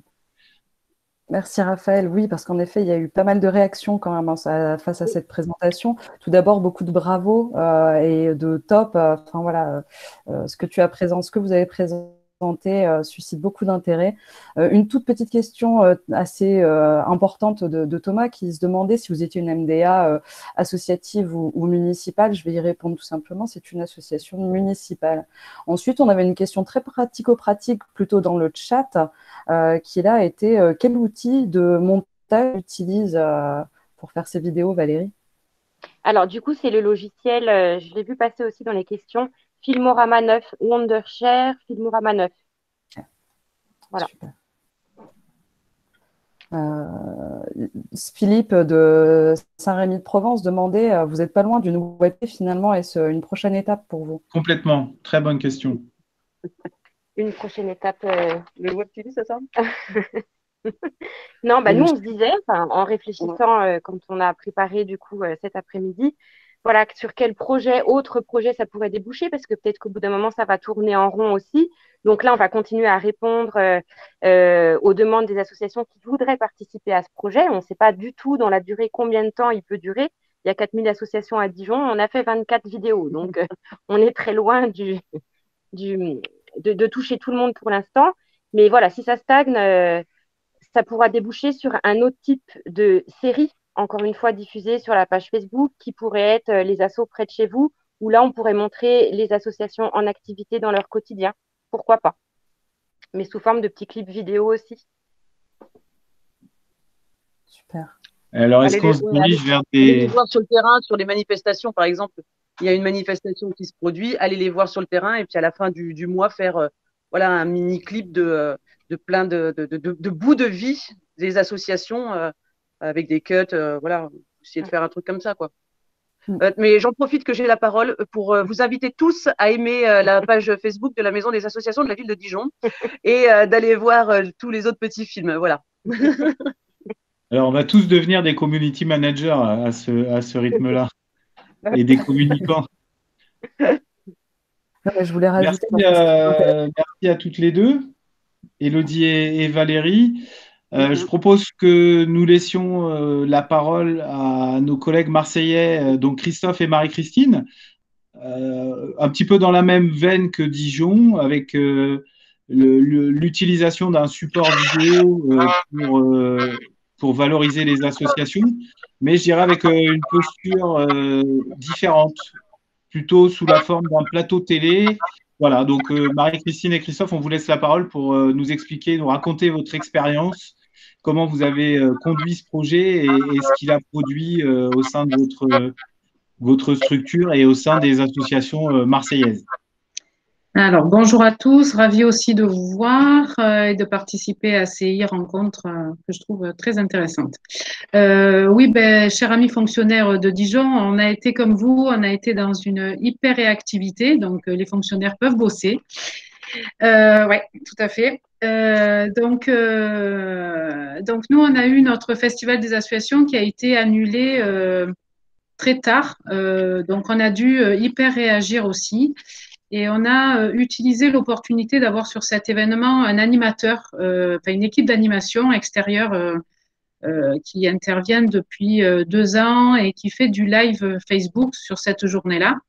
Et quand on a vu venir l'annulation, on a commencé à réfléchir avec eux comment est-ce qu'on pouvait remplacer, bien que ce soit pas pareil, mais en tout cas garder cette visibilité du monde associatif auprès des Marseillais. Donc, le jour J, le dimanche 27 septembre, on a organisé sur site avec l'équipe de la Cité qui a été aussi hyper active parce qu'il a fallu qu'on soit là, qu'on ouvre, qu'on mette en place les moyens techniques en partenariat avec l'association mandataire sur cette prestation. Et on a tout au long de la journée, donc de 9h à 18h, interviewé 34 associations qui se sont rendues disponibles ce jour-là pour pouvoir réaliser donc les films. Alors, vous en verrez un tout à l'heure rapidement.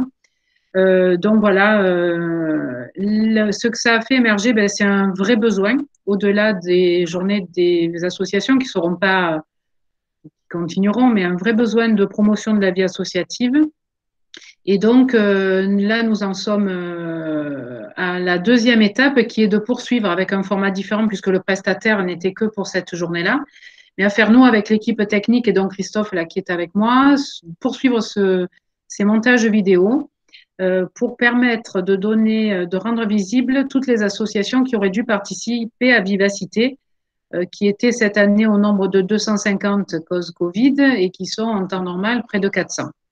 Voilà, donc ça a donné un élan, ça a poussé des portes parce que nous sommes une structure municipale et donc on est obligé d'utiliser la communication de la ville, de rester dans des créneaux et des validations ville. Donc c'est pas toujours simple, mais là du coup, voilà, on a passé un cap énorme ici en interne et puis donc la porte qu'on ouvre aux associations. Voilà. Peut-être qu'on peut voir le film et puis on revient. Peut-être avant de lancer une vidéo pour que les gens se rendent compte, tu nous confirmes que vous avez tourné 34 interviews en une journée. Oui. Donc c'est un marathon que vous avez fait. C'est ça. Voilà.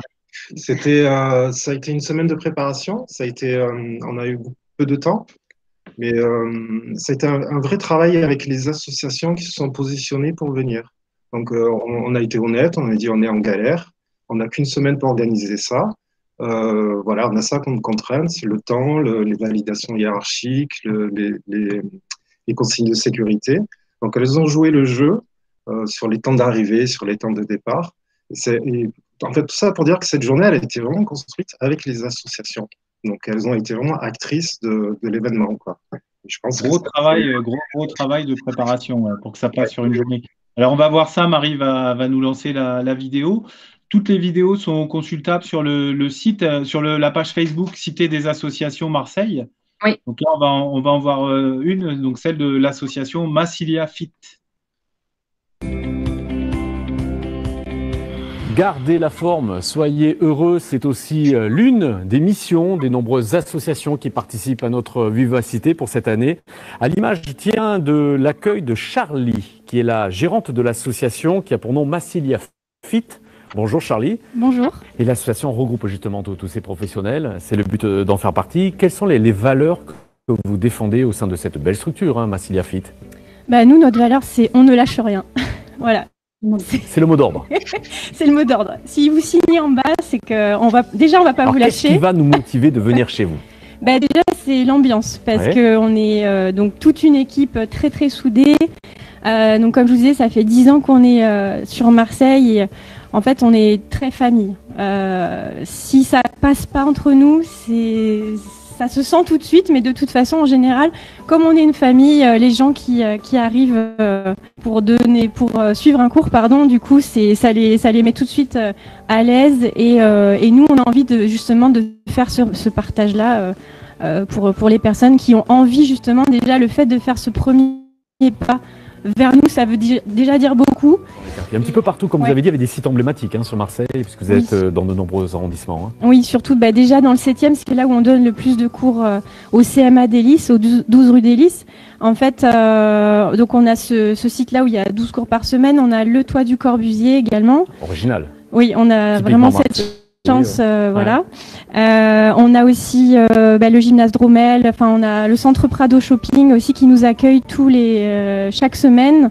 On a créé une sorte de partenariat pour faire des cours gratuits justement. Alors cours gratuits, c'est important. C'est important, oui, parce que il y a des gens qui n'ont pas forcément envie de mettre un budget, et donc ils veulent quand même tester. La base de l'association, c'est d'être ensemble, de fédérer en fait les valeurs familiales, de sport santé surtout, parce qu'on a envie vraiment de se donner à fond pour les gens et aussi pour nous, parce que c'est vrai que c'est un partage qui n'est pas négligeable et qui peut nous permettre de rester en bonne santé, quoi. Alors vous savez ce qu'il vous reste à faire. Merci beaucoup, Charlie. Merci beaucoup. Et merci donc à cette association Massilia Fit.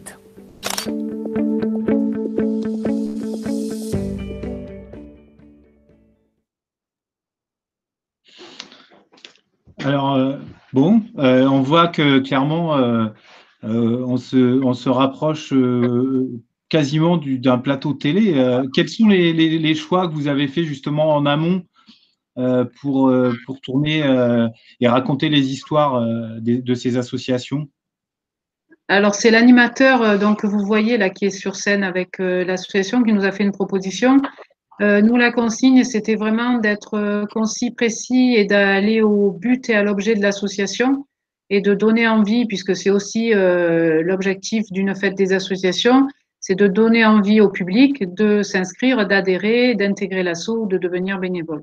Voilà. Là, ce qu'on disait avec Christophe, là, actuellement, c'est que c'est vrai, notre projet des vidéos qui vont suivre, c'est d'aller encore plus, d'être encore plus précis pour donner envie après de se connecter sur le lien de l'asso et d'aller plus loin dans la rencontre, parce que c'est vrai que on le voit, les médias, Facebook, on y a accès sur nos portables, on fait défiler l'écran, on défile vite et c'est vrai que voilà, après, souvent, on se noie on répète les mêmes choses. Enfin, voilà. Donc, l'idée, c'est d'aller au plus concis pour donner envie de se reconnecter. Oui, ça a été vraiment la posture. Plus vite, voilà. Ça a été la posture que vous avez retenue, en fait, de la Cité des associations. Est-ce que vous savez l'audience de ces vidéos-là? Vous avez eu un peu de recul, des retours, des questions? Alors, moi, j'ai des chiffres. Alors, on a commencé à mettre ça en ligne début novembre. Donc, c'est des vidéos qui sont destinées qu'à Facebook. Entre le 12 novembre et 9 décembre, on a touché, avec ces vidéos-là, donc en portée organique, 5187 comptes. Et sur notre page, donc avec les partages, et sur notre page, il y a eu plus de 1000 interactions avec les vidéos depuis le début des mises en ligne.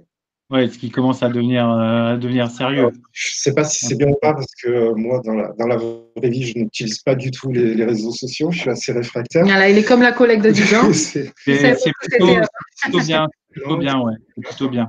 Ça circule bien, en fait. Ouais, évidemment, on peut toujours faire mieux parce que on est parfois sur des rebonds à 5 ou à 6 chiffres, mais bon, ça suppose derrière d'avoir une stratégie, un gros budget.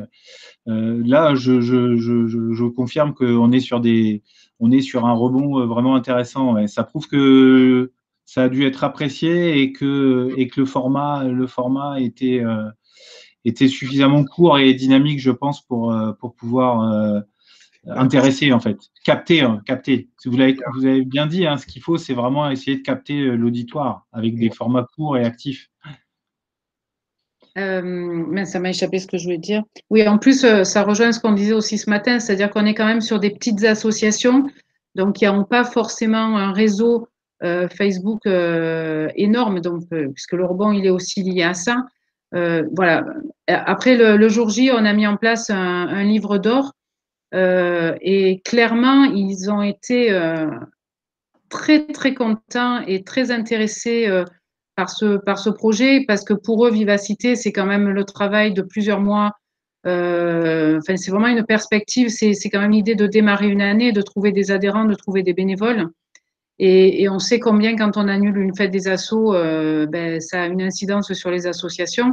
Et là, réellement, ils ont énormément apprécié que l'équipe se mobilise ici à la Cité et leur permettent quand même d'avoir une visibilité, même si elle n'était pas la même parce que ben, le parc Borély, pour ceux qui connaissent Marseille, c'est un grand parc à Marseille qui est proche du bord de mer, qui est énormément fréquenté un dimanche et voilà. Mais voilà, le retour a été très, très positif.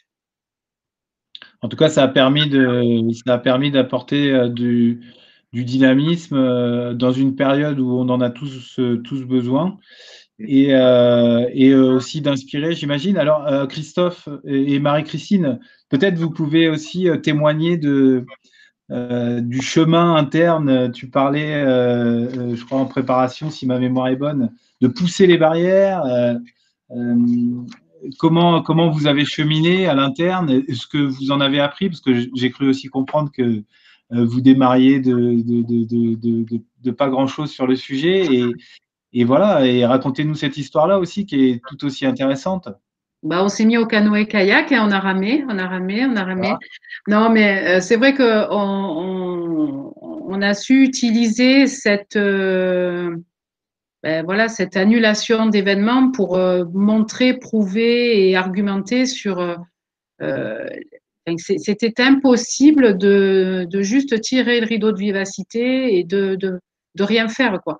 Donc heureusement que on a quand même eu, enfin on le voyait venir quand même, hein, qu'il était fortement probable que cet événement soit annulé.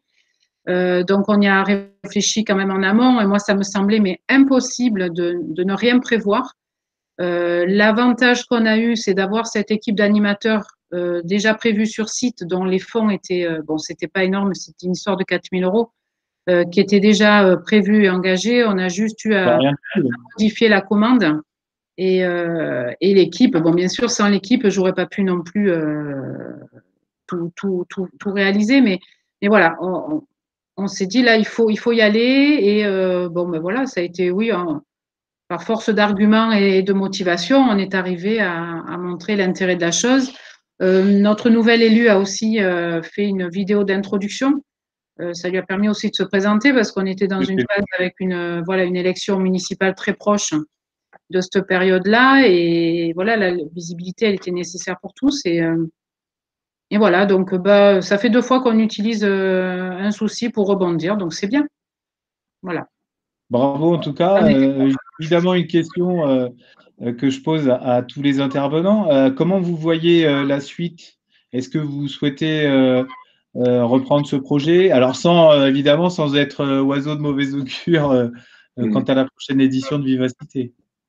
Nous, Covid ou pas Covid, c'est les vidéos et les présentations d'associations. Maintenant que c'est lancé, qu'on a les validations, qu'on sait ce que la com veut pas, on va continuer. C'est d'ailleurs prévu dès cette semaine. Hier, donc l'équipe était en tournage avec une association et nous faisons une proposition d'ici à la fin de semaine à la com pour continuer. Alors le format sera légèrement différent puisqu'on n'est plus dans le même contexte, mais oui, l'idée c'est d'utiliser ça pour continuer. Puis j'espère que Vivacité 2021 sera à la fois en présentiel et en 2.0. Voilà. Eh bien, on vous le souhaite, on nous le souhaite à tous. Peut-être qu'on parviendra à sortir de cette crise, de ce cauchemar, hein, quand même, parce que c'était une année très, très particulière. Mais bon, on le voit par vos projets qu'on en a, je dirais, on en a sous le capot et on a dû faire redoubler d'inventivité, de créativité, je trouve, vraiment d'adaptabilité également. Et puis, je pense que comme toute contrainte, ça nous amène comme on dit, à sortir de la boîte, quoi, à peut-être aller chercher des choses que nous n'aurions pas été chercher habituellement, et puis finalement, on se rend compte qu'on a des capacités parfois qu'on n'aurait peut-être pas soupçonnées. En tout cas, merci. Je ne sais pas, Marie, sur l'action de la Cité des associations, s'il y a des questions. Je vois qu'il y a beaucoup de félicitations. Bravo, comme à la télé, un tournage pro, en fait. Voilà, on a vraiment l'impression d'être sur un plateau télé. Est-ce que tu as noté des questions? Oui, il y a quelques questions et en effet, face à ce côté très qualitatif, certains se demandent si ça a été pris en charge par la ville de Marseille financièrement et avec quel prestataire. Sur cette question du prestataire, Thomas demandait aussi est-ce que vous avez mis en concurrence des prestataires ou vous êtes passé par un marché public? Est-ce que tu peux nous expliquer, du coup, Marie-Christine? Ah oui, on est dans les clous de la fonction publique et des engagements financiers. Donc, de toute façon, c'était un animateur. On a lancé un appel à projet sur l'animation en présentiel, puisqu'on ne savait pas en début d'année 2020 il allait nous arriver tout ça. Donc, chaque année, on prévoit une animation, des scènes et un Facebook Live depuis 2 ans. Un Facebook, je vais y arriver. Facebook Live de l'édition Vivacité. Donc, en fait, le marché a été retenu avant qu'il nous arrive tout ça. Et donc, c'est le prestataire qui s'est aussi adapté avec nous pour quand même utiliser la journée, donc pour lui, pas perdre le marché, et pour nous, pas perdre la visibilité qui était proposée par cette animation. Donc oui, ça a été une petite enveloppe de communication sur cette journée-là, mais qui aurait quand même été dépensée en présentiel, puisque il y avait cette animation sur les scènes et sur les planchers démo. Ok, merci pour ta réponse. Une autre question, mais je ne suis pas sûre que tu auras la réponse. Peut-être que tu pourras renvoyer vers le prestataire. Quel logiciel a été utilisé pour les montages des vidéos? Là, je pense que tu pourras peut-être donner les contacts éventuels de l'association pour… voilà. Moi, je sais. C'est Final Cut sur Mac, donc sur Apple, parce qu'il ne tourne que sur Apple. Voilà. Merci. Évidemment. Et c'est une association qui s'appelle Buzz. Pas Bug, mais Buzz. Sinon, on avait une question aussi de Faustine qui demandait, mais vous y avez partiellement répondu, sur l'engouement un peu, si vous avez des retours, là c'est plus pour Dijon, puisque vous y avez répondu Marseille, sur le nombre de vues des vidéos. Est-ce que les associations se sont appropriées les vidéos? Est-ce que ça a été relayé? Avez-vous remarqué un engouement sur vos pages Facebook, du coup? Alors nous, c'est assez aléatoire. En fait, on a entre 94 et 1600 vues selon les films, puisque après, elles sont partagées. On a entre 2 et 30 partages aussi des publications selon les films. Et puis, par contre, on a des interactions type j'aime, j'adore, quasiment sur chaque. Voilà, et quelques commentaires. On a des associations qui sont fans, mais c'est très aléatoire en fait. Ça dépend du réseau de l'association aussi et de leur partage et des personnes qu'elles invitent, enfin qui sont invitées à regarder. Très bien. Voilà. Marie? Alors, je regarde dans le chat si on a autre chose, mais il me semble qu'on a répondu à toutes les questions. Sinon, on a quand même, voilà, mais moi je suis d'accord, vos retours montrent l'énorme réactivité des structures et des projets qui sont tous aussi innovants les uns que les autres sur toutes les présentations qui ont été faites là aujourd'hui. Voilà, si vous avez encore des questions, n'hésitez pas, on pourra encore les prendre par la suite éventuellement. Alors, je vais m'aventurer, évidemment, il est 15h30. Je vais m'aventurer à une synthèse assez rapide de ce qu'on a pu échanger jusqu'alors. Et je dirais, dans un deuxième temps, remettre nos intervenants à contribution pour pouvoir échanger, discuter sur, je dirais, quelle suite et après, qu'est-ce qu'on fait de tout ça, comment peut-on imaginer nos maisons des associations, alors confinement ou pas confinement, mais quels enseignements en tire-t-on? Comment on imagine faire évoluer nos maisons des associations dans le futur sur les aspects numériques? Quelles perspectives on donne? Et je dirais comment on ne se limite pas à l'outil, pour peut-être aller véritablement vers l'intégration d'une stratégie numérique dans le projet d'une maison des assos et même dans notre capacité à conseiller nos porteurs de projets associatifs. Hein. Peut-être que finalement, demain, la stratégie numérique sera un élément qui fera partie du plan de charge ou du projet associatif autant que celui du bénévolat ou de la recherche de moyens financiers. Voilà, donc ce sont des axes de travail sur lesquels je vous inviterai, chers intervenants, à peut-être pouvoir rebondir.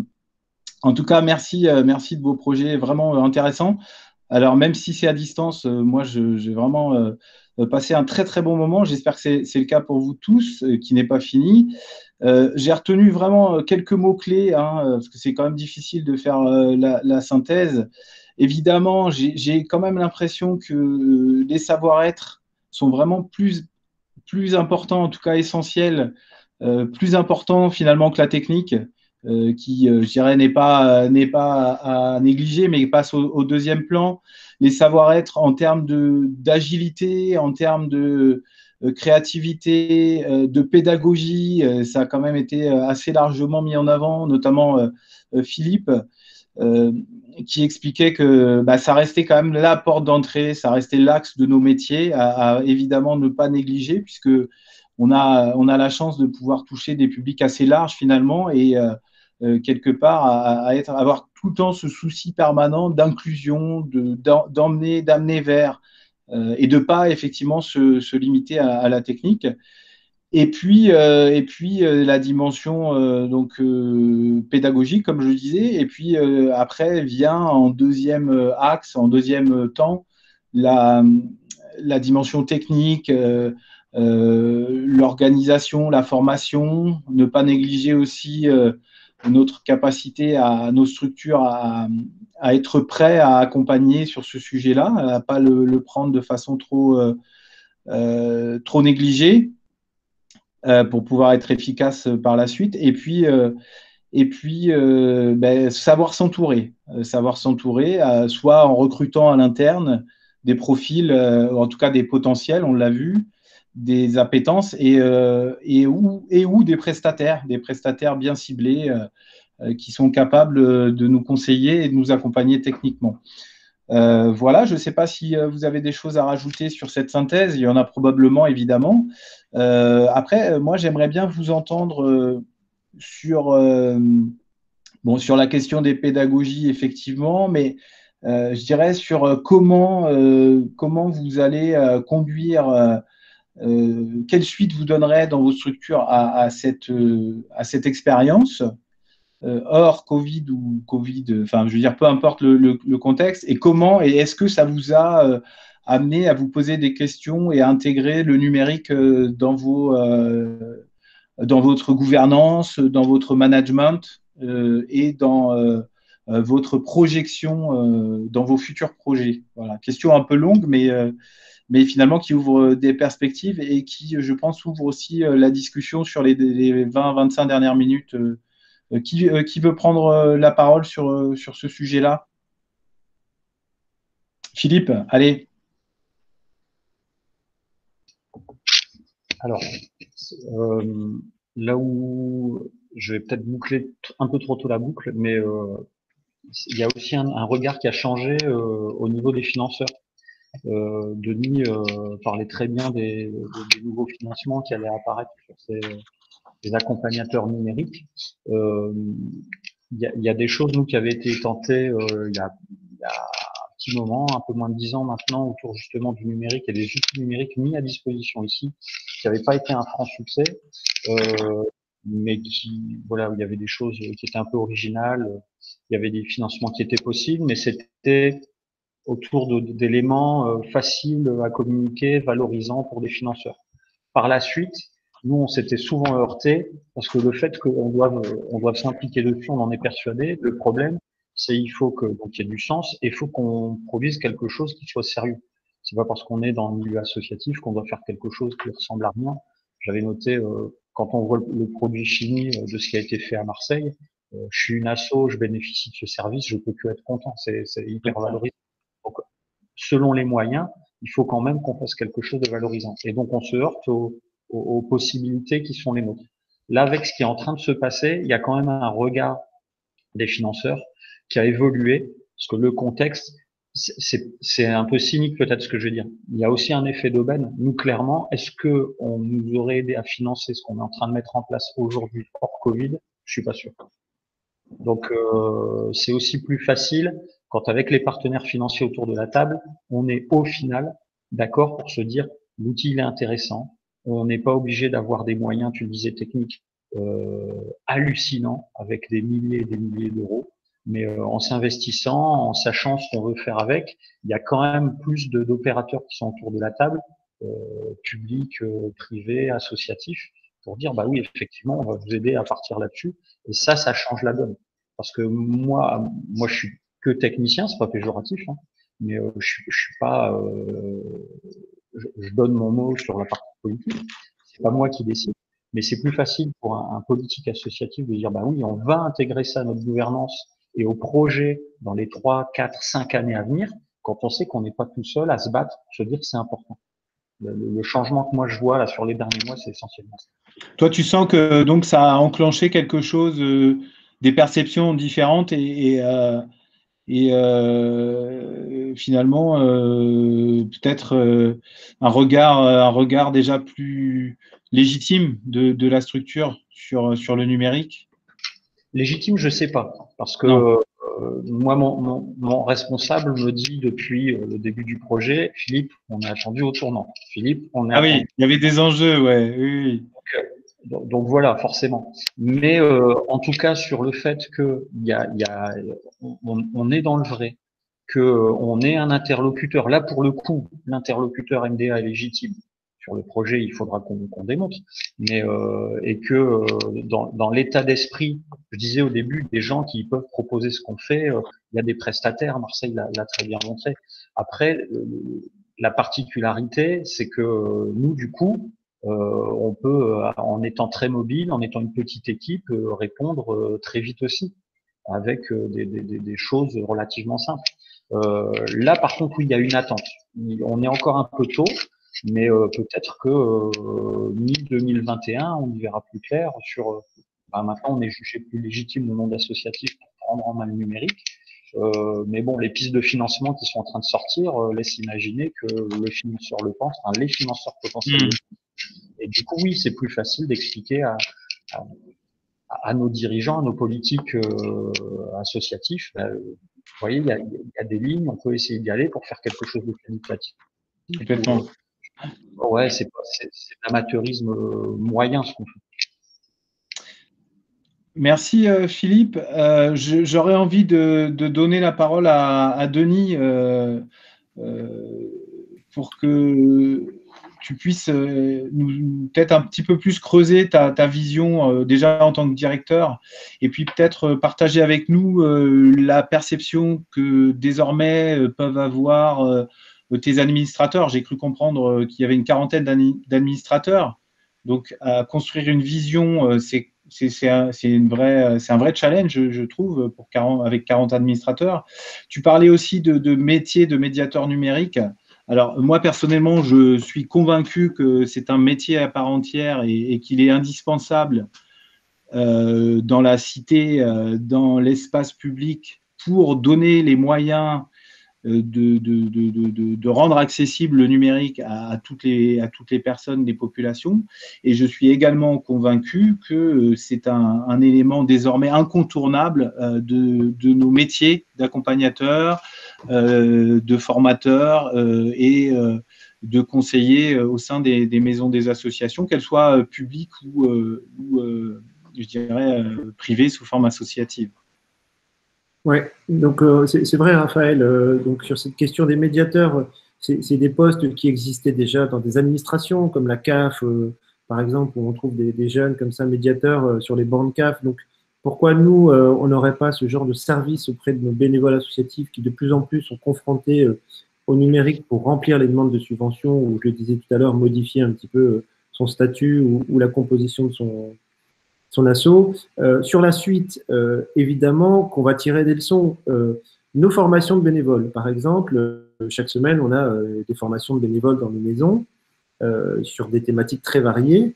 On a observé que certaines formations de bénévoles étaient plus fréquentées en visio qu'en présentiel, par exemple. On peut avoir en présentiel des formations avec une dizaine de bénévoles.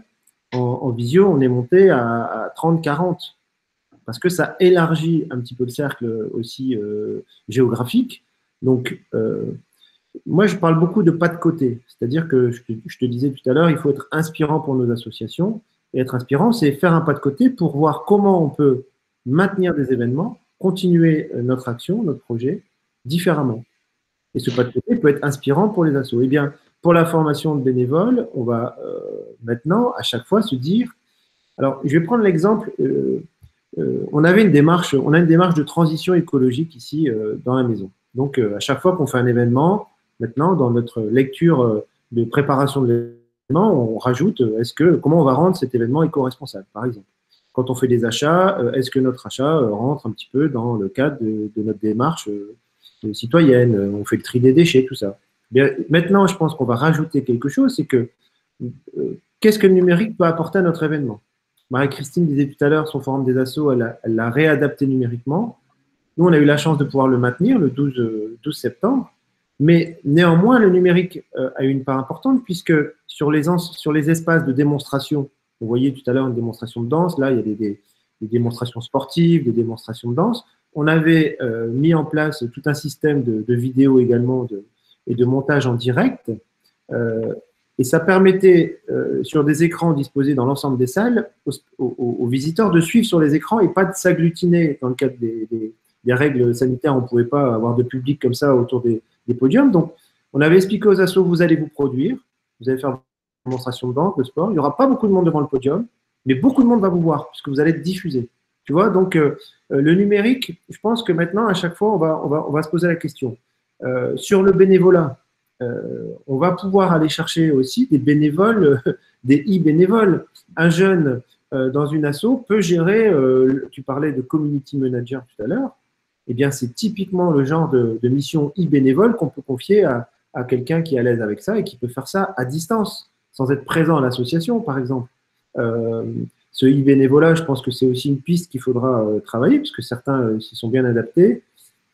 On a pu maintenir nos rencontres interassociatives. On fait régulièrement des blablasso, c'est des rencontres thématiques sur des sports, culture, handicap. Eh bien, pendant le confinement, ces blablasso ont fonctionné sur les thématiques. On a réuni les assos sportifs qui ont pu échanger entre elles. On a réuni les assos culturels en visio dans cette fameuse salle. Donc, ça permet des temps interassociatifs et ça permettra d'inviter des assos plus lointaines, d'avoir des témoignages aussi qui vont élargir un peu notre champ géographique. Donc voilà, c'est cette question du pas de côté, moi, qui me paraît intéressante. On faisait un pas de côté pour voir un peu comment on rendait notre action aussi dans le cadre du développement durable et de la transition écologique. Et bien maintenant, lorsqu'on va monter quelque chose, se dire dans quelle mesure cet événement il sera pertinent en présentiel, en numérique, ou on va amener du numérique un peu là-dedans. Donc voilà un petit peu la suite que j'envisage de mon côté. Très bien, Denis. Alors, j'avais peut-être une remarque à faire suite à ton propos. Je me disais, finalement, avant cette crise sanitaire, avant l'histoire du coronavirus, quand on parlait de visioconférences, de réunions à distance auprès des associations, j'avais toujours l'impression que c'était une vision un peu binaire, quoi. Oui, c'est intéressant, mais ça remplacera jamais le présentiel. C'était presque un peu l'ennemi du présentiel, quoi. Et finalement, aujourd'hui, j'ai presque l'impression que l'histoire s'est inversée et que finalement, la tendance à faire du distanciel serait presque plus forte désormais que le présentiel. Bon, tout ça pour dire il semble que oui, non, mais c'est à partager, hein, c'est à nuancer, je veux dire. Ça reste une impression. Mais en conclusion, l'équilibre, aujourd'hui, on peut trouver, et nous, Maison des associations, accompagner cet équilibre justement entre distanciel, qui a ses vertus, hein, comme tu l'as dit, ça permet aussi de s'affranchir d'un déplacement de 4 heures pour une réunion de 2 heures, par exemple, et du présentiel, effectivement, dont on ne pourra jamais se passer. Voilà. Donc, c'est aussi, je pense, en termes de posture pédagogique, pour nous, Maison des associations, des choses à prendre en considération. Ouais. Alors, il y a aussi, ça appuie aussi, alors là, c'est pas hors sujet, mais quand même, ça s'éloigne, mais je vous fais part aussi d'une réflexion qu'on mène, c'est l'histoire de, alors pour les MDA associatives, hein, mais je pense que c'est valable pour les MDA municipales, c'est cette gestion des fichiers qu'on a des assos ou des adhérents ou des assos. Le numérique peut nous aider à cette accélération actuelle, il faut la saisir aussi pour utiliser des méthodes, donc c'est des CRM, hein, c'est ce qu'utilise le secteur privé de manière forte et que nous, on ne s'approprie pas. On est avec nos fichiers Excel sur nos adhérents. Moi, quand je vais chez Decathlon et que j'achète une paire de baskets, on me demande le soir même si je suis content de mon achat. Une semaine après, on m'envoie des fiches d'entraînement pour débuter la course à pied. Et 6 mois après, on me demande si ma paire de baskets est satisfaisante et si je peux la reporter. Enfin, il y a un suivi très ciblé. Eh bien, je pense qu'avec l'utilisation d'outils numériques comme les CRM, mais adaptés au monde associatif, on pourrait renvoyer à des trésoriers qu'on connaît l'information ciblée sur la trésorerie. On pourrait, vous voyez ce que je veux dire? C'est qu'à un moment aussi, ça va nous aider à accélérer des postures professionnelles, des process dans nos maisons au service des associations, hein, adaptés à nos fonctionnements, mais qui vont nous permettre d'être plus proches encore de nos assos et davantage répondre à leurs besoins, par exemple. Tu vois ce que je veux dire? C'est une vraie question, Denis. Je lisais hier un article sur un petit peu l'état des lieux sur la relation des entreprises avec leurs clients ou des associations avec les usagers. On a quand même globalement une grande partie de la population qui a intégré l'usage distanciel dans ses pratiques. Et évidemment, comme tu l'as dit, ça change aussi notre relation aux usagers, aux utilisateurs. Et les CRM peuvent être effectivement une piste de travail pour mieux communiquer, en tout cas de manière plus précise. Mais une chose est certaine, des choses ont déjà changé et les usages et les pratiques de nos bénéficiaires, de nos publics ont également changé et vont continuer de changer. Après, je ne suis pas devin. En tout cas, on voit bien que bon, les usages numériques ont explosé.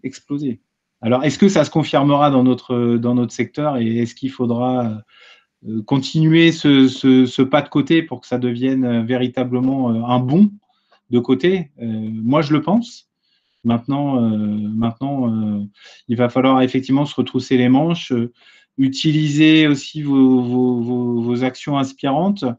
Est-ce que Dijon, Marseille, vous souhaiteriez réagir par rapport à ce qui a été dit, peut-être sous votre statut de maison des associations publiques intégrées à une collectivité? Est-ce que vous sentez que voilà, il y a des choses aussi qui, dans les perceptions, bougent, changent ou pas particulièrement? Oui, clairement. Moi, je pense qu'il faut qu'on arrive à utiliser tout de façon modérée et le meilleur de chaque chose. Le numérique, il est clair qu'il faut que l'on accompagne les associations. On le voit et Christophe le vit au quotidien et Dieu sait s'il me dit tous les jours que ça lui prend du temps et qu'on ne peut pas les abandonner parce que c'est une réalité et à tous les niveaux. Et d'ailleurs, notre secrétaire général a lancé une piste de réflexion sur l'inclusion numérique et le non-abandon sur la route d'un certain nombre de publics. Donc, oui, clairement, ça fait un moment qu'on en parle, mais là, il va falloir s'y mettre. Oui, on a poussé des barrières et tant mieux. Donc, on va continuer dans ce sens pour que le numérique ait sa place ici à la Cité des Assos, même du fait d'être municipal. Ça a du bon.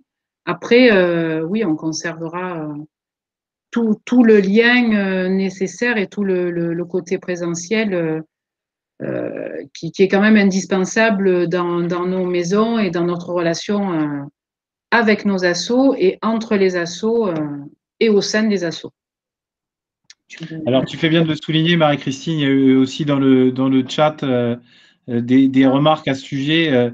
Tout le monde n'a pas les pratiques et les usages numériques n'ont pas évolué pour tout le monde. Attention, ne pas perdre de vue cette fracture, effectivement, qui est toujours qui est un vieil adage, mais qui est toujours à l'ordre, enfin, qui est toujours à prendre en compte, et des publics éloignés de cette révolution numérique, à la fois dans l'approche, je dirais, perception culturelle ou socioculturelle, mais aussi dans les outils, dans le matériel également. Et nous, on avait commencé un travail avec les associations, y compris les CRIJ. Et moi, chose qui m'avait énormément surprise, c'est qu'en fait, je pensais que étant parmi les vieilles, que le numérique pour les jeunes était quelque chose de facile. Et en fait, pas du tout. On se rend compte qu'il y a une rupture chez les jeunes par rapport à tout ce qui est administratif, parce qu'ils vont sur le numérique pour tout ce qui est loisirs. C'est de la consommation, comme dit Christophe, et effectivement pour tout après ce qui est de l'ordre de la vie, donc l'administratif, la santé. Le collègue du CRIJ nous soulignait qu'il y avait une rupture claire par rapport à tout ce qui est médical chez les jeunes, parce que justement là, par contre, ils ne mettent pas du tout le pied à l'étrier. Et effectivement, je crois qu'il y a un gros travail d'accompagnement pour tous les publics. C'est même plus une question d'âge, et ça, je reconnais que ça m'avait surpris. Complètement, ouais. Il y a vraiment de multiples problématiques à traiter selon les, je dirais, pas les générations, mais en tout cas les différents profils, peut-être aussi le secteur concerné. Tu parlais de la santé, il y a peut-être aussi la question de l'éducation, de l'éducatif. On l'a vu aussi pendant le confinement à l'école. Certains n'avaient vraiment pas accès à ne serait-ce qu'à un ordinateur ou à une connexion. Donc, je pense que de manière générale, ça relève aussi d'une stratégie globale d'un territoire dans lequel nous, maisons des associations, au contact au quotidien avec des bénévoles et des structures associatives, également intégrer cette problématique et cette stratégie et d'y mettre des moyens dans nos actions, quoi. Est-ce que Élodie, tu voulais intervenir, ou Valérie pour Dijon? Et puis il sera l'heure peut-être de conclure, Marie. Non, juste pour dire que le numérique, ça doit quand même, voilà, comme on dit depuis tout à l'heure, rester un outil et pas enlever l'humain. Et donc, il y a bien cet accompagnement qui se fasse. Nous, on a la chance d'avoir sollicité un organisme de formation. Donc, je vous invite aussi peut-être, pourquoi pas, à le faire, mais il y a des nouveaux métiers du numérique qui se créent. Et on a parfois des stagiaires qui viennent sur 3 semaines et qui nous aident bien justement à nous créer des petits outils comme ça pour pouvoir après intervenir dans les collèges, dans les lycées, pour parler un peu du bénévolat, de ce que c'est qu'une association, etc. Et donc, on a quand même besoin de cette petite part d'outils pour s'appuyer dessus. Mais en aucun cas, il faut que ça nous enlève, nous, l'humain, parce que justement, on parle quand même avec nos tripes et c'est comme ça qu'on ressent les choses, c'est comme ça qu'on fait avancer les choses aussi. Voilà, c'était la petite parenthèse dijonnaise. Merci. Marie, peut-être voulais-tu aussi partager ton commentaire où tu expliquais, selon toi, que oui, la sobriété numérique, mais attention aussi aux publics qui ne sont absolument pas, comme on le disait, dans la boucle du numérique, et de ne pas créer des écarts, oui. D'avoir cette vigilance. Moi, je partage également.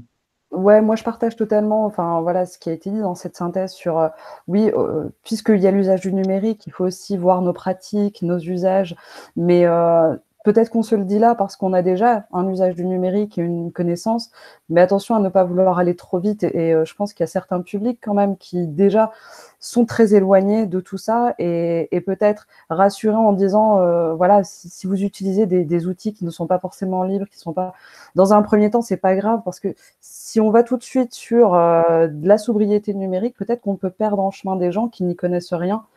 Le problème avec les outils libres qu'on a pu constater jusqu'à présent, c'est qu'ils ne sont pas forcément toujours aussi pratiques à utiliser. je trouve qu'il faut déjà avoir une première approche du numérique avant de se lancer, et il ne faut pas non plus culpabiliser, voilà, sur ça. Commencer à arriver avec certains publics en disant faites-vous la main et amener, mais moi je suis d'accord avec toi, à accompagner vers ensuite une réflexion et sur cette éthique du numérique. Alors, on n'a pas parlé des LabFab, mais ça peut être aussi. Alors, nous, on a la chance d'en avoir un laboratoire de fabrication numérique.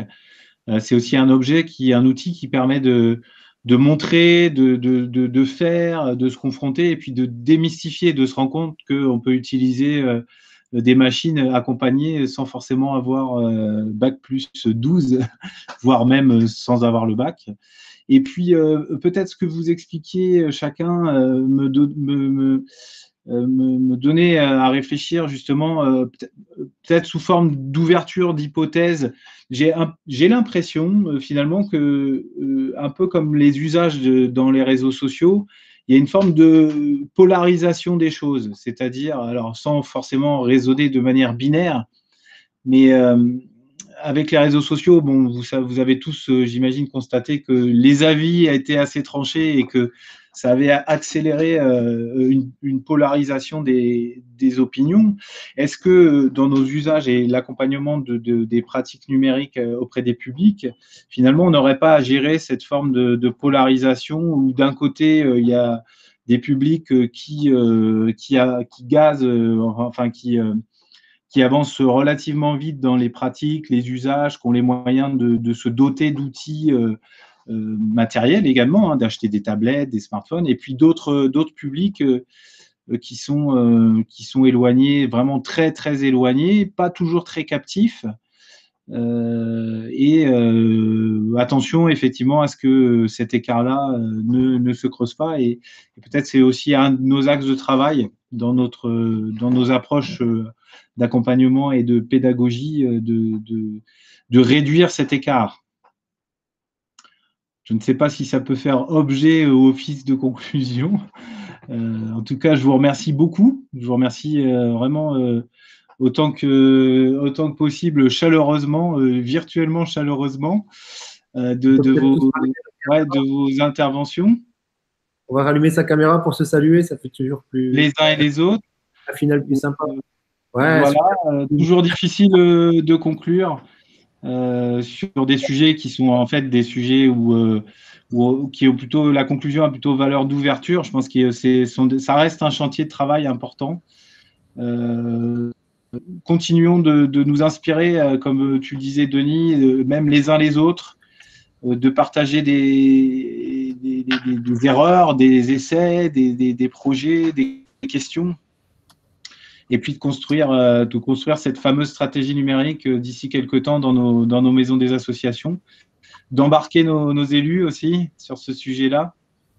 Et puis voilà, je te laisse la main, Marie, pour le mot de la fin. Et merci à tous. Merci beaucoup. Merci à tous. Merci d'avoir suivi et cette conférence débat, mais aussi d'avoir suivi nos rencontres nationales qui malheureusement sont faites en numérique, mais on est ravis quand même de vous avoir tous. On espère que voilà, vous avez pu être inspirés par tous ces expériences très inspirantes. Moi, je tiens à remercier ici chaleureusement d'une part Raphaël, merci, qu'on a pu solliciter, qui a accepté de se plier à ce jeu et qui a assuré dans ce rôle d'animateur. Merci à tous nos intervenants, merci Denis, merci Philippe, merci Valérie, Élodie, merci Marie-Christine et Christophe pour toutes ces expériences.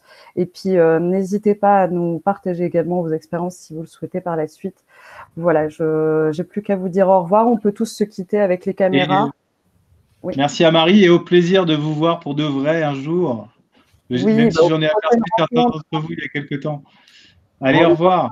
Au revoir, elle. Ouais, allez, ciao. Avec plaisir. Merci à tous.